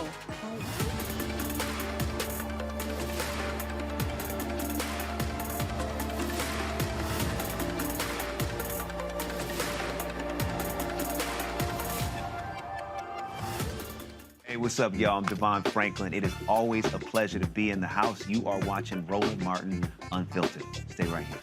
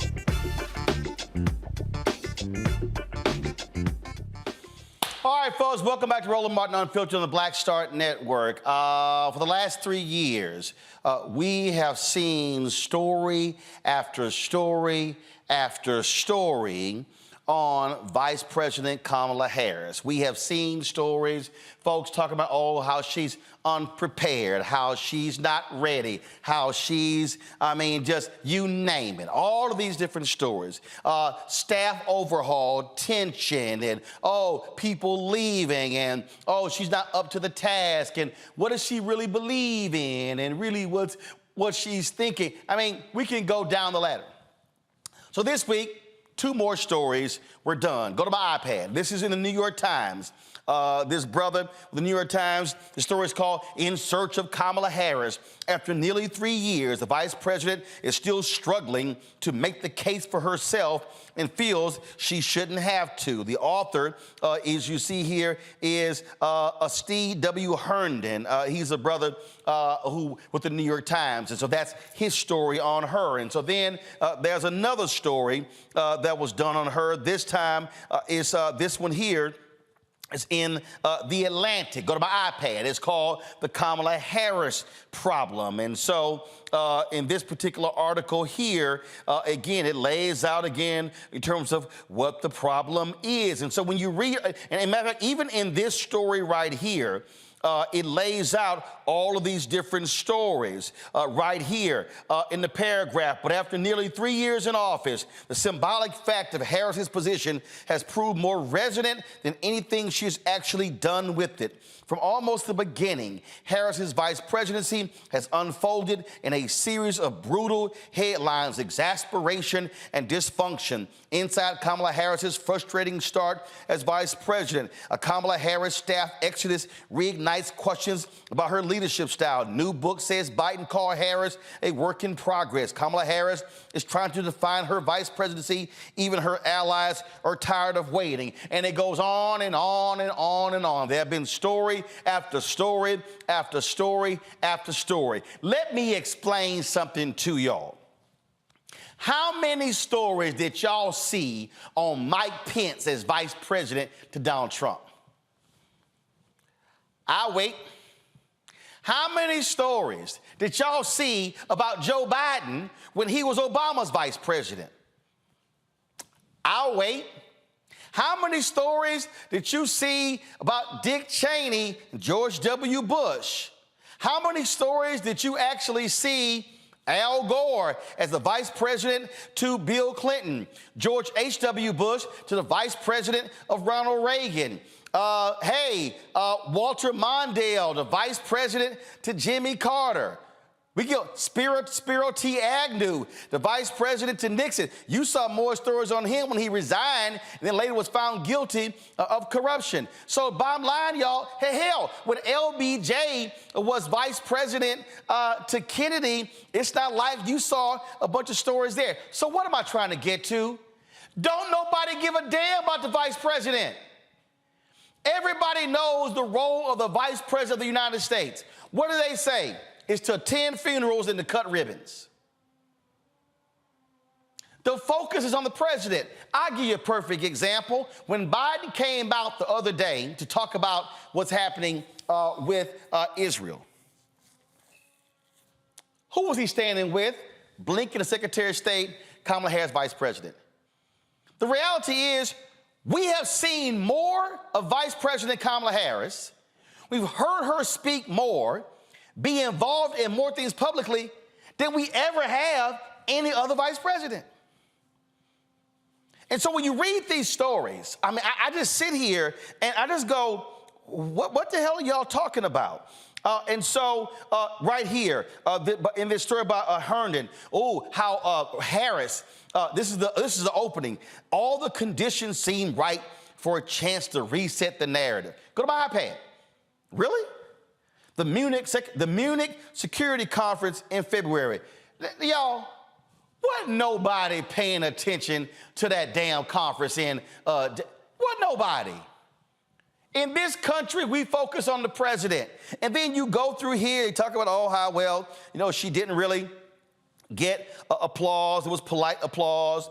Then they go through here and they talked about her being a rising star with an inside track to be the next Democratic presidential nominee. No, she wasn't. Vice President Kamala Harris, as senator, had no inside track to be the next nominee. She had to run like everybody else.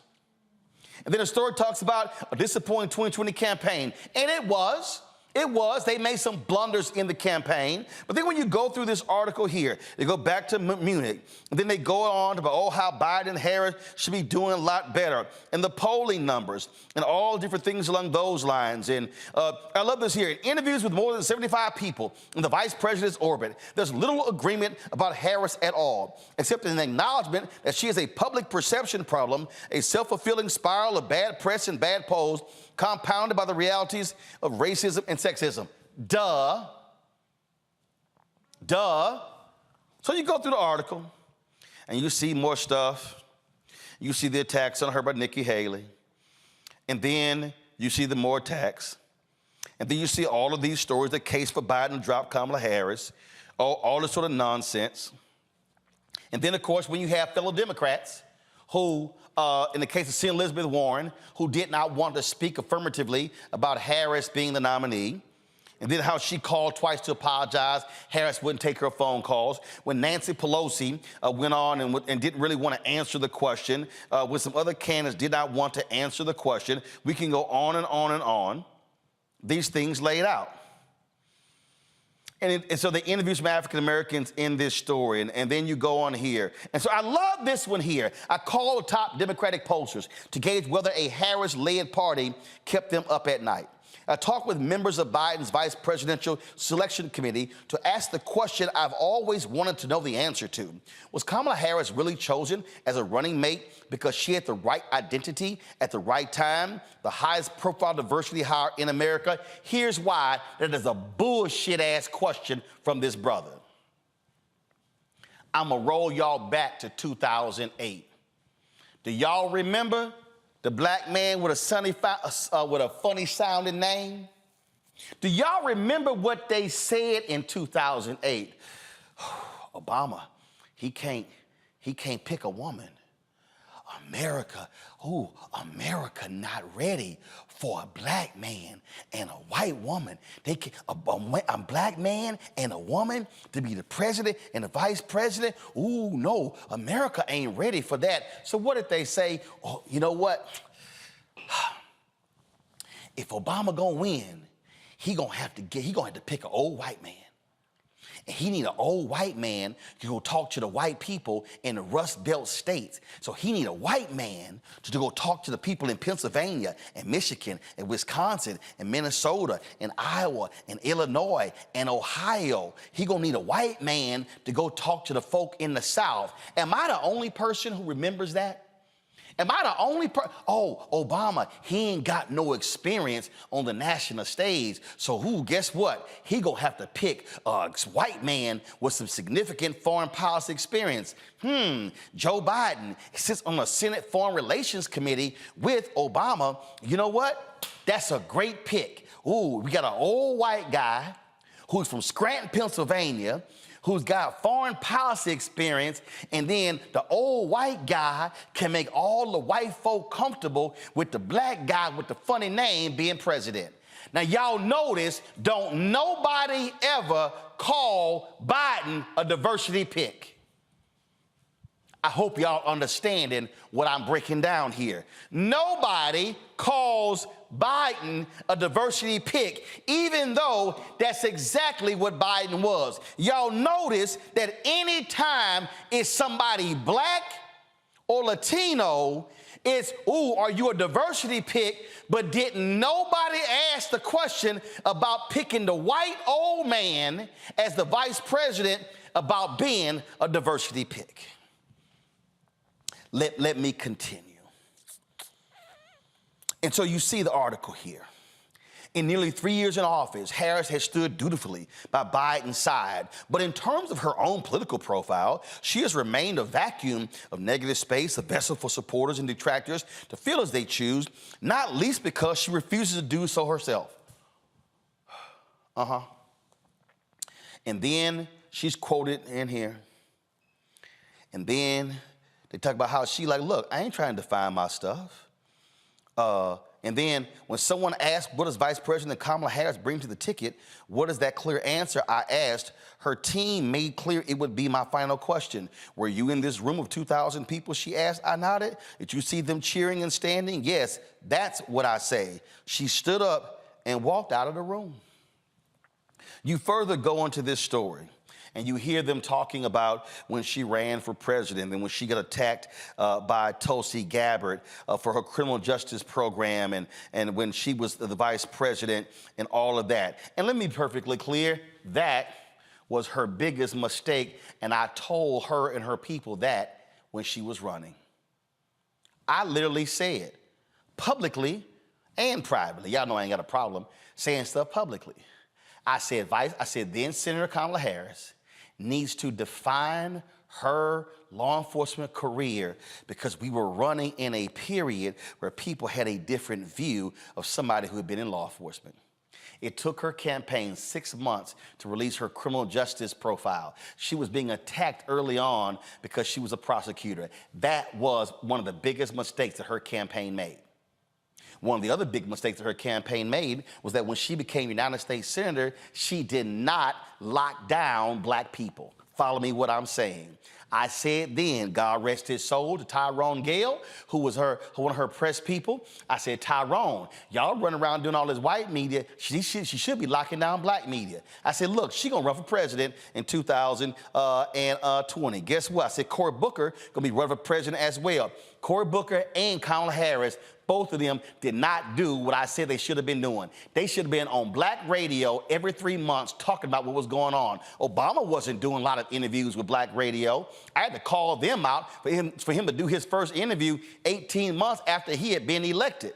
Sure did. Got the emails to prove it. So that was a mistake. She didn't do my TV One show until she was United States Senator for 9 months. I had to cuss out Tyrone when she was on some other MSNBC show. I said, damn that, bro, what you doing? Here's why I'm saying that. You got to show up your black base.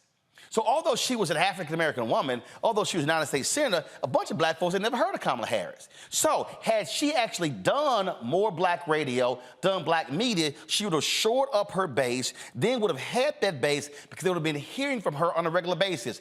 I literally had Michael Steele, the chairman, the chair of the Republican National Committee, accepted more of my invitations to come on my Tom Joyner morning show segment than Kamala Harris and Cory Booker did combined. that was a mistake. But let me tell y'all here's the deal, though. When she drops out, I dare say between her dropping out and getting the nomination, and she did this show more combined more than she did my TV One show and this one when she was in the campaign. Why?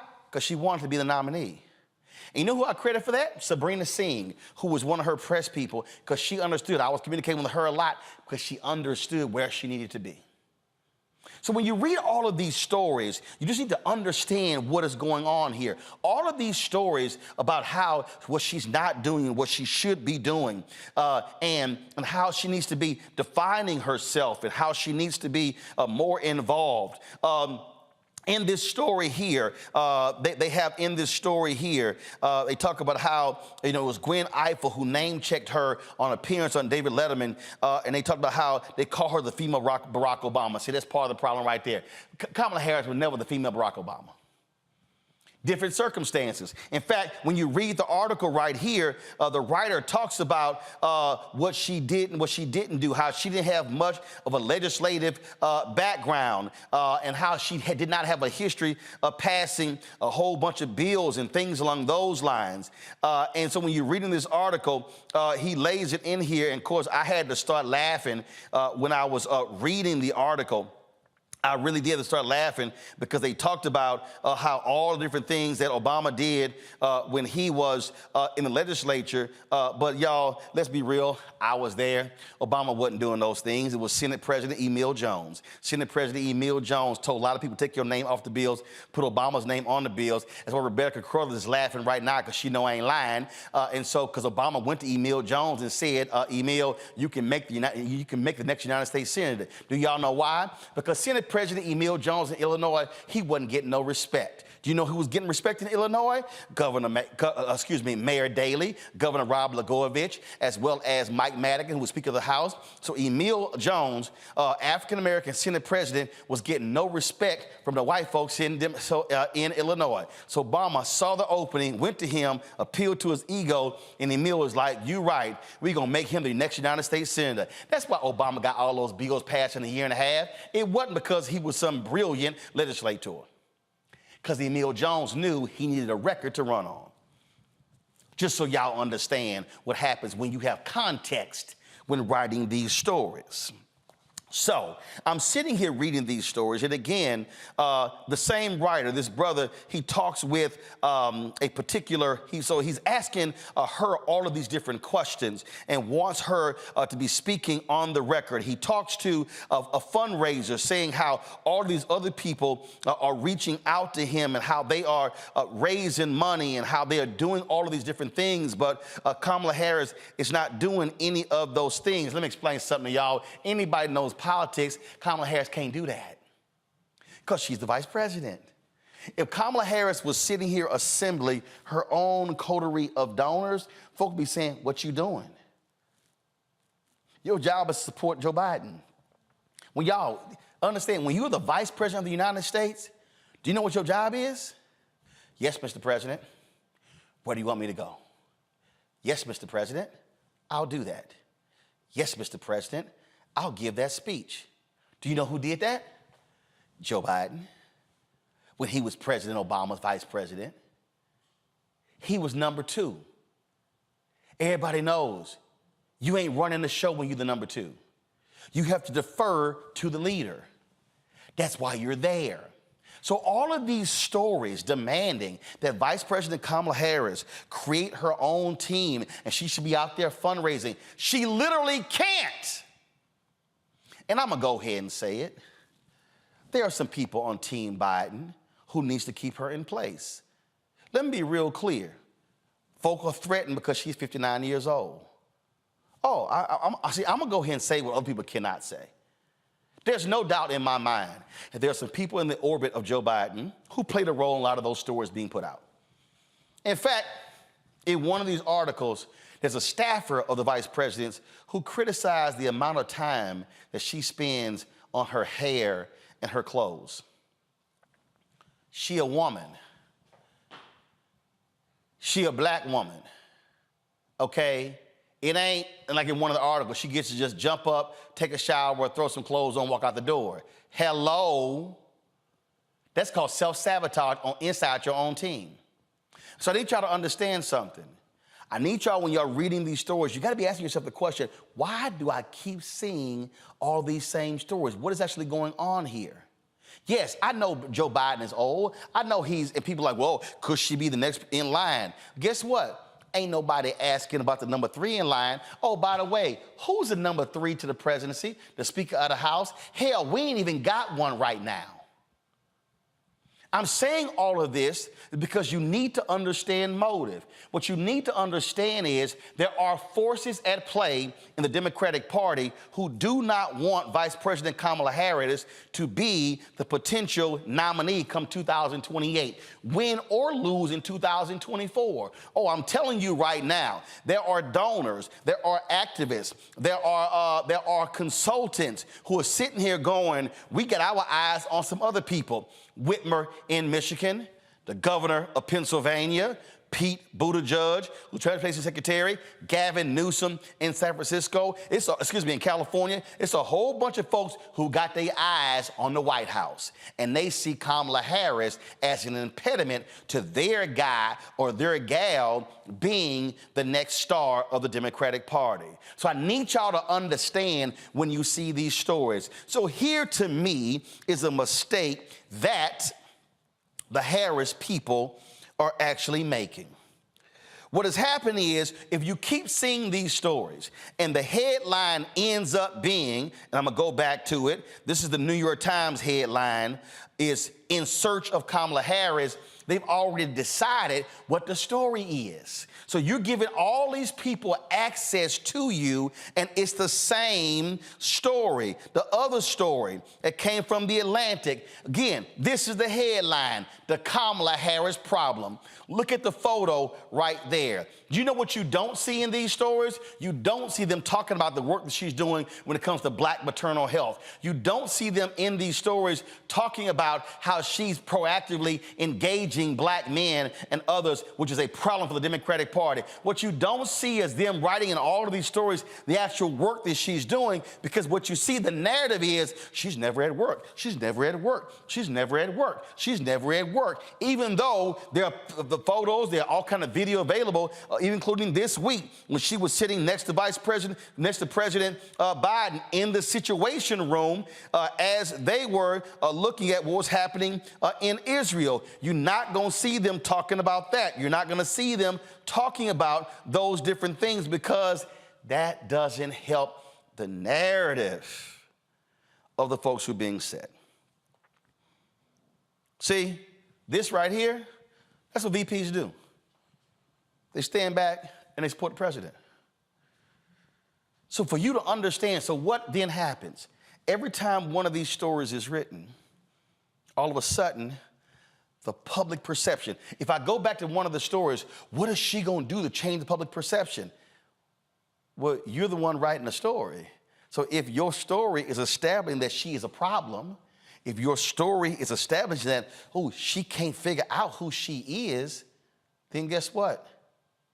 It's a problem. Let me take y'all back to Obama and Joe Biden. Let me be real clear. When Obama was running for the United States, for the state Senate, Obama supported gay marriage. But then when he chose to run for the United States Senate, he knew he couldn't be in support of gay marriage, because he knew that wasn't a winning strategy then. So guess what? He stood before the debates and talked about how he believed marriage was between a man and a woman. Obama never believed that. He never did. But he knew he had to say it in order to run. On the same stage, Hillary said it. She didn't believe it. On the same stage, Joe Biden said it. He didn't believe it. But they knew they had to say it because the polling data was clear where the voters were. So what happened in the term? Obama still wouldn't support same-sex marriage. But it was Joe Biden who went on Meet the Press. Obama was pissed because he felt that Biden got in front of his skis. Biden actually was the one who spoke out publicly in favor of same-sex marriage, which then forced Obama to go do an interview with Robin Roberts and affirm his support of it. And guess what happened? The polling had already changed. So it was now safe to support same-sex marriage because it wasn't a political liability. These are facts. I remember going on CNN and they were like, Roland, Obama's evolved. I was like, no, he didn't. Obama evolved, devolved, and he evolved back. I'm just stating fact, y'all. Obama literally signed a questionnaire for an LGBT group when he was running for state senator saying that he affirmed same-sex marriage. He later changed his position. These are facts. So I'm not sitting here, oh my God, Roland, you out in Obama. No, that's actually what happened. I'm just simply not living in la-la land and being delusional about what actually happened. So why am I saying all of that? If you read all of these articles and if you see how they are asking, well, what's Kamala Harris' position on this, position on that? She can't say it because she cannot be in opposition to the president. So when you're the vice president, you actually can't give your own opinion. You can't define yourself because when you're the vice president of the United States, you are defined by the president. You can be steadfast in disagreement with the president, but you got to support him. You know who knows that? Joe Biden. He was trying to give Obama advice when it came to the American Disabilities Act and also the issue of birth control. Remember the nuns and that sort of went on? Biden knew where the Catholic folks were going to stand because he's Catholic. Obama had a different position. He gave us advice, but once the president made his decision, he had to go with it. That's what Kamala Harris is. So the problem is all of these stories are trying to get Kamala Harris to say or do something that separates her from Biden, and she can't. Vice President Kamala Harris will never be free to be who she is until she's no longer playing second fiddle to Biden. Now, if Biden and Harris wins in 2024, then by the second year, she then gets to have more freedom. Why? Because she has to position herself for her own campaign in 2028. Biden knows that, and so he's going to have to go ahead and do your thing, but because she still is going to be head of the Senate and she has to still make decisions, she still has to be marching in lockstep with the president. So when y'all see all of these stories attacking her, you need to understand there's a motive behind it, and here's the last point, which arguably I think is the most important point. America is a sexist country. America, including women in America, have a problem with a woman being president. And so the constant attacks on Vice President Kamala Harris is the fact that she's also a woman. Yes, we've had a female Speaker of the House, but this is the first female vice president. We ain't never had a female president. Israel has had a female leader. Pakistan has had a female leader. Germany has had a female leader. India has had a female leader. The Philippines has had a female leader. Liberia has had a female leader. The United States has never had one. And so a lot of these questions, is she ready? Can she do the job? Is she up to the task? The reality is it's also a function of her gender. And so you need to understand when you read these stories, you have to understand framing. When I see a story, I understand what I'm saying right here. This is the Atlantic story. Few people seem to think she's ready to be president. Why?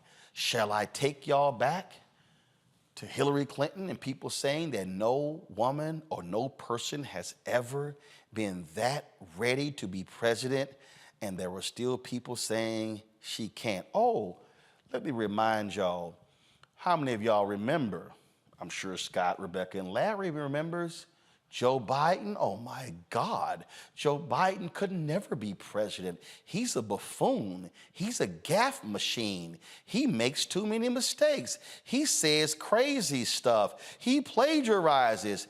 Do y'all remember all of those things that were said about Joe Biden when he was vice president? They said, Joe, just go all out and just move on out and just retire and go do a think tank and make you some money. You'll never be president. Y'all, Joe Biden been trying to be president of the United States since he was 30 years old. And guess what he is right now? He's the president. He was always going to run for a second term. So here's what I think the Harris people should do. The Harris people should stop trying to impress national media, national white media.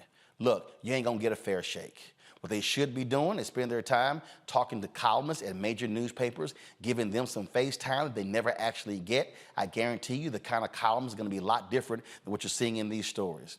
Stop giving these reporters, 4, 5, 6 interviews because you see what's actually going to be here.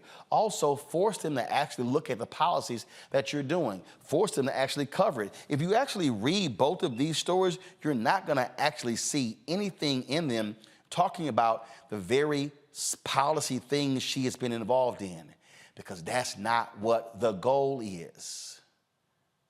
But most importantly, they should have the vice president blanketing black media. This summer was a great thing that they actually did. You know what they did this summer? She was speaking at all different conferences. She spoke to the Deltas. She spoke to, I think to the AKAs, the AKs too, but now AKs next year. Spoke to the Deltas. She was speaking to different groups.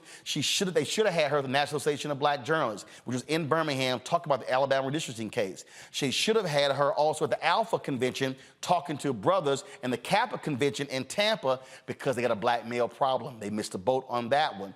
They should say, if there's a national black convention, the vice president is going to be at every single one of them, speaking at every single one of them. She should be at the National Black MBA Convention. She should be at the National Medical Association, the National Bar Association, every single one, because guess what? You have to frame yourself. They are trying to hope that doing these big national stories will reframe who she is. Y'all, that ain't happening. It's the wrong strategy. Rebecca, your thoughts? Look, I think you summed it up well. When we started to see these reports coming out, especially in a lot of the Washington, D.C. area papers, we knew it was coming from inside the House. We knew that it was friendly fire. We knew it was folks on the Democratic side who were jockeying for a position after Biden is no longer the president. Some of this is kitchen table talk, so I'll do the non-kitchen table talk. I mean, there were certain people's fingerprints that we saw all over it. There's people on before my current job, there are people who I've worked with on the Democratic side for many years, decades, and I recognize when they're pushing certain things in the press. And that's what I recognized when I saw some of those initial stories about her. They wanted her to be the angry black bitch so bad. And that's not who Kamala is. That isn't who she is as vice president. And so because she isn't the angry black bitch, now they have to figure out other ways to disqualify her. And especially when we see this reoccurring cadence about Joe Biden's age, it's not about Joe Biden, but it is a soft whistle for people to understand, hey, if he's too old, if he's too frail, if he isn't mentally aware, that means that Kamala is the one who's really pushing all of the buttons over at the White House. That's what that ageism story with Biden is all about. It was never about him or his age, but it was more of, do we really want Kamala Harris as the next leader of the Democratic Party? Larry?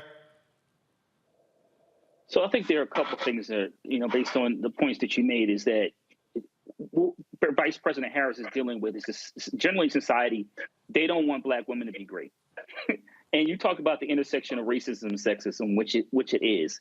Also, you look, her resume is impeccable.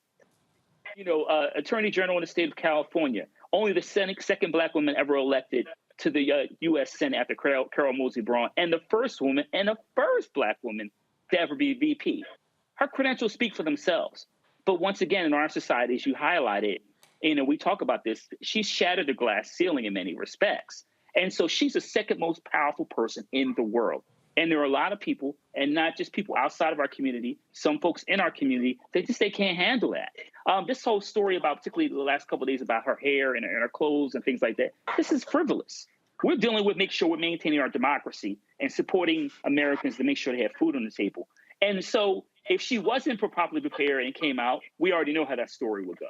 So we have to focus on the issues that are important. Once again, she is more qualified than the majority of members in the House and Senate who have been there for years. Her credentials speak for herself. It is unfortunate, but once again, Roland, I agree with you in terms of she needs to go to Black media. She needs to continue to talk to Black organizations and entities to talk about the things the Biden administration has done in terms of policy, the infrastructure bill, how DOJ has taken on a civil rights division, has taken on a lot of these corrections officers and police departments. She needs to highlight these issues. And also, once again, it's part of her lived experience. So when we see her, we see ourselves. Scott, before I go on that point that Larry just said, absolutely. One of the greatest mistakes of the Biden-Harris administration, they have not been trumpeting the amazing work of the Civil Rights Division in holding cops accountable, in holding jailers and wardens accountable, in the prosecution of hate crimes. That's what they should be touting. But Scott, I'm gonna read this piece of this Atlantic story. To me, again, this is just the dumb bullshit that you see in these stories. In the first year of his presidency, Biden did little to present Harris as essential to the administration. Neither did the Democratic Party more broadly. Indeed, there was a sense that Harris might be a liability more than anything else. Less than 2 weeks into office, Harris appeared on a West Virginia news station to pitch the Biden administration's coronavirus stimulus package, which Joe Manchin, the state's conservative Democratic senator, was not yet sold on. In an interview on the same station the next day, Manchin said he was shocked that Harris had given him no notice of the appearance. I couldn't believe it. That's not the way of working together. Later that year, as my colleague Franklin Foer has reported, Biden invited Manchin to the Oval Office to discuss the stimulus package. Harris was there initially, but after pleasantries was sent on her way. Biden had once said that Harris would be the last voice in the room during important conversations, not this time. First, Scott, here's why this paragraph is completely bullshit. If anybody goes back to the first year, when you saw Biden speak, he often had her speak first, then he spoke. That was one. Two, she doesn't do that interview unless it was cleared with the White House Communications Office. Her communications staff ain't out there just freelancing on their own.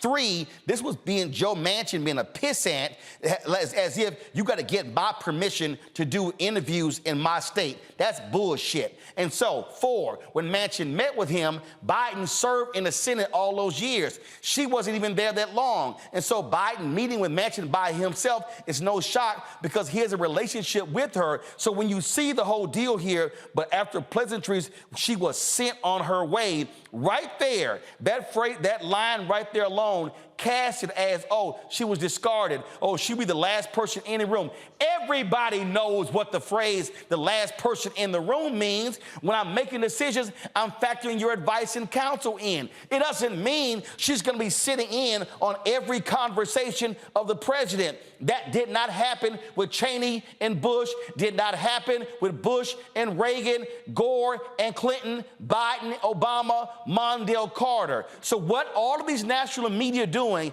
they are creating a Kamala Harris standard that is completely different from every other vice president in modern history.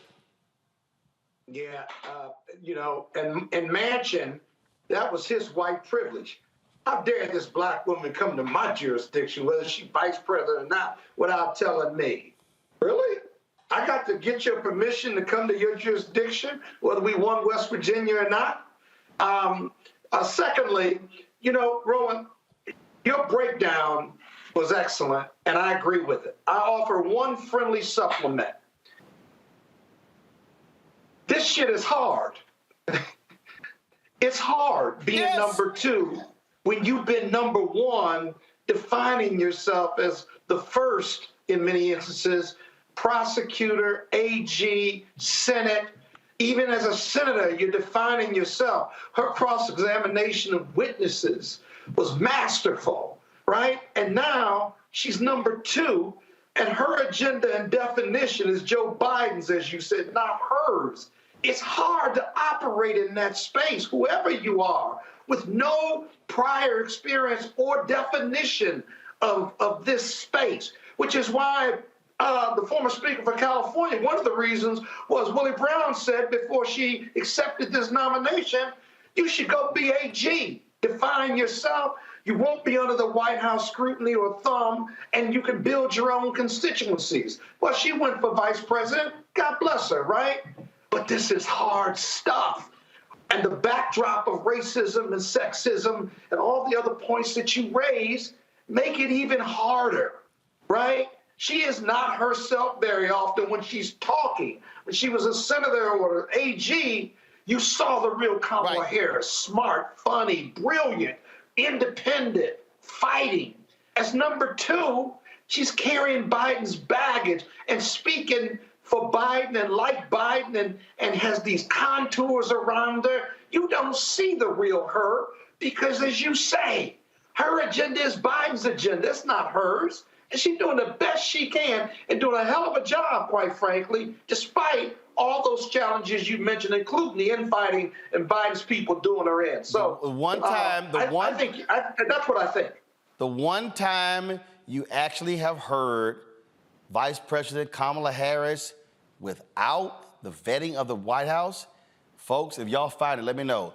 When she spoke extemporaneously at the Buffalo funeral, she wasn't supposed to speak. Reverend Al Sharpton said, she's not scheduled to speak, but I need the vice president to come here and make some remarks. If y'all listen to that speech, let me know if y'all find it. If you listen to that speech, you will hear Vice President Kamala Harris. It wasn't written. It wasn't vetted by the White House. It wasn't, they didn't check it. When you hear it, you say, and I said to her folk, that's the best I've heard her since she's been vice president to that point. But let me know if y'all find this, but I gotta read this because I need y'all to understand, again, when certain comments are stated, what they meant. This is the Atlantic article.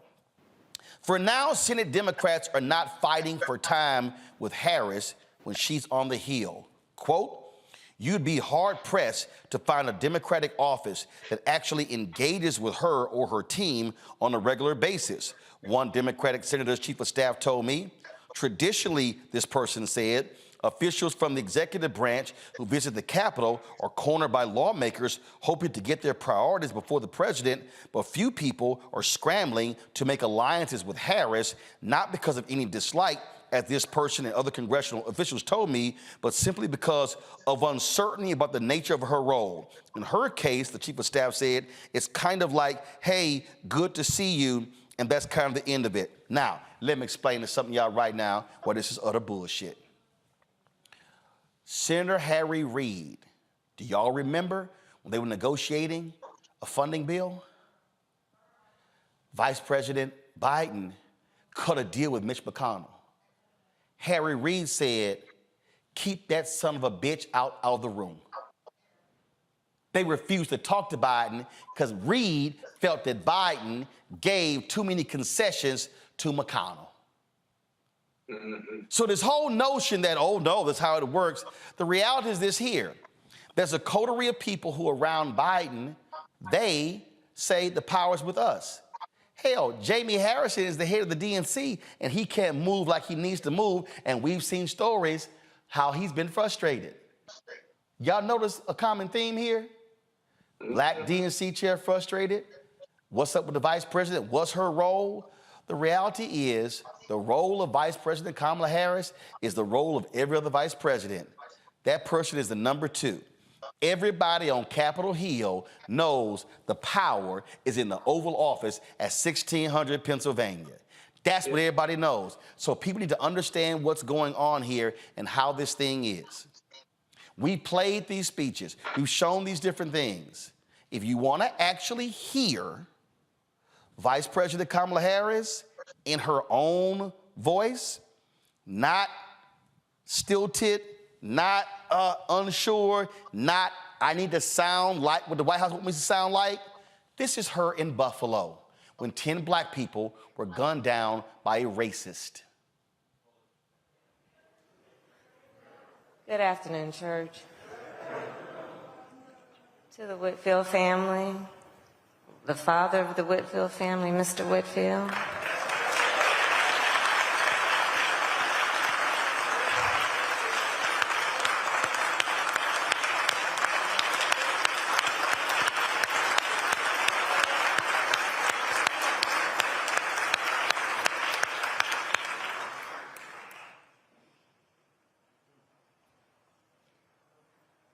The pain that this family is feeling right now, and the 9 other families here in Buffalo, I cannot even begin to express our collective pain as a nation for what you are feeling in such an extreme way. To not only lose someone that you love, but through an act of extreme violence and hate. And I do believe that our nation right now is experiencing an epidemic of hate. And as we know, and Scripture teaches us, when we talk about strength, the strength of personality, the strength of spirit, the strength of faith, I think we all know that a true measure of strength is not based on who you beat down, it's based on who you lift up. Who you lift up. And it means then also in that strength, understanding we will not allow small people to create fear in our communities, that we will not be afraid to stand up for what is right, to speak truth even when it may be difficult to hear and speak. There's a through line. What happened here in Buffalo, in Texas, in Atlanta, in Orlando? What happened at the synagogues? And so this is a moment that requires all good people, all God-loving people, to stand up and say, we will not stand for this.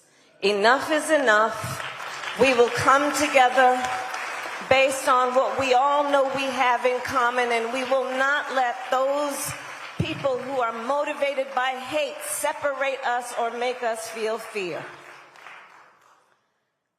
So I'm here to say that we are all in this together. No one should ever be made to fight alone.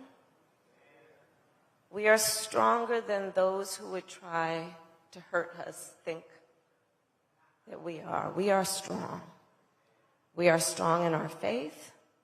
We are strong in our belief about what is right and our determination to act, to ensure that we protect all those who deserve to be protected, that we see all those who deserve to be seen, that we hear the voices of the people, and that we rise up in solidarity to speak out against this and to speak to our better angels. Thank you.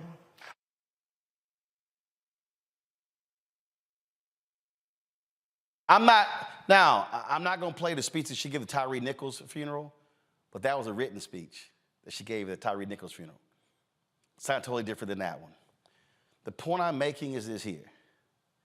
Part of the deal is you have to let go of the reins. So Jean O'Malley Dixon, Anita Dunn, the other folks around there, if y'all want to stop seeing these stories, maybe what y'all got to do is allow Kamala to be Kamala. Understand that the strategy that you have, the communication strategy that you have, don't make any sense whatsoever.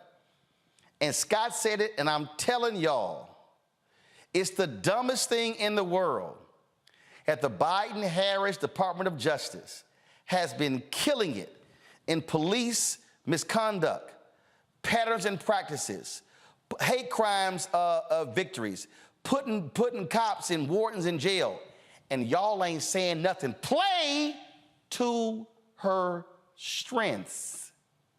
Oh, by the way, you might get more black support as well, because folks will then see that despite the George Floyd Justice Act not becoming law, you have an active Department of Justice that's actually putting the work in. Let's see what transpires. Larry, Rebecca, Scott, appreciate y'all being on today's show. Always a pleasure. Thank you so very much. Folks, I'm gonna do the Uncle Red tribute tomorrow. because I added some other stories that took up more time in the first half of the show. And so we'll do that tomorrow. So we'll pay tribute to him. We got a great tribute, including one of the interviews that we did when we were down in Tulsa for the 100th anniversary of the race massacre in Tulsa as well. Thank you so very much, folks. Be sure to support us in what we do. Download the Black Star Network app, Apple phone, Android phone, Apple TV, Android TV, Roku, Amazon Fire TV, Xbox One, Samsung Smart TV. Also, join our Bring the Funk fan club. Send your check and money orders to P.O. Box 57196, Washington, D.C. 20037-0196. Cash App, $RM Unfiltered, PayPal, R Martin Unfiltered, Venmo is RM Unfiltered, Zelle, Roland@RolandSMartin.com, Roland@RolandMartinUnfiltered.com. And be sure to get a copy of my book, White Fear, How the Browning of America is Making White Folks Lose Their Minds. Available at bookstores nationwide, Amazon, Barnes & Noble, Books A Million, Target. Download the audio version on Audible. Folks, I'll see y'all tomorrow right here on Roland Martin Unfiltered on the Black Star Network.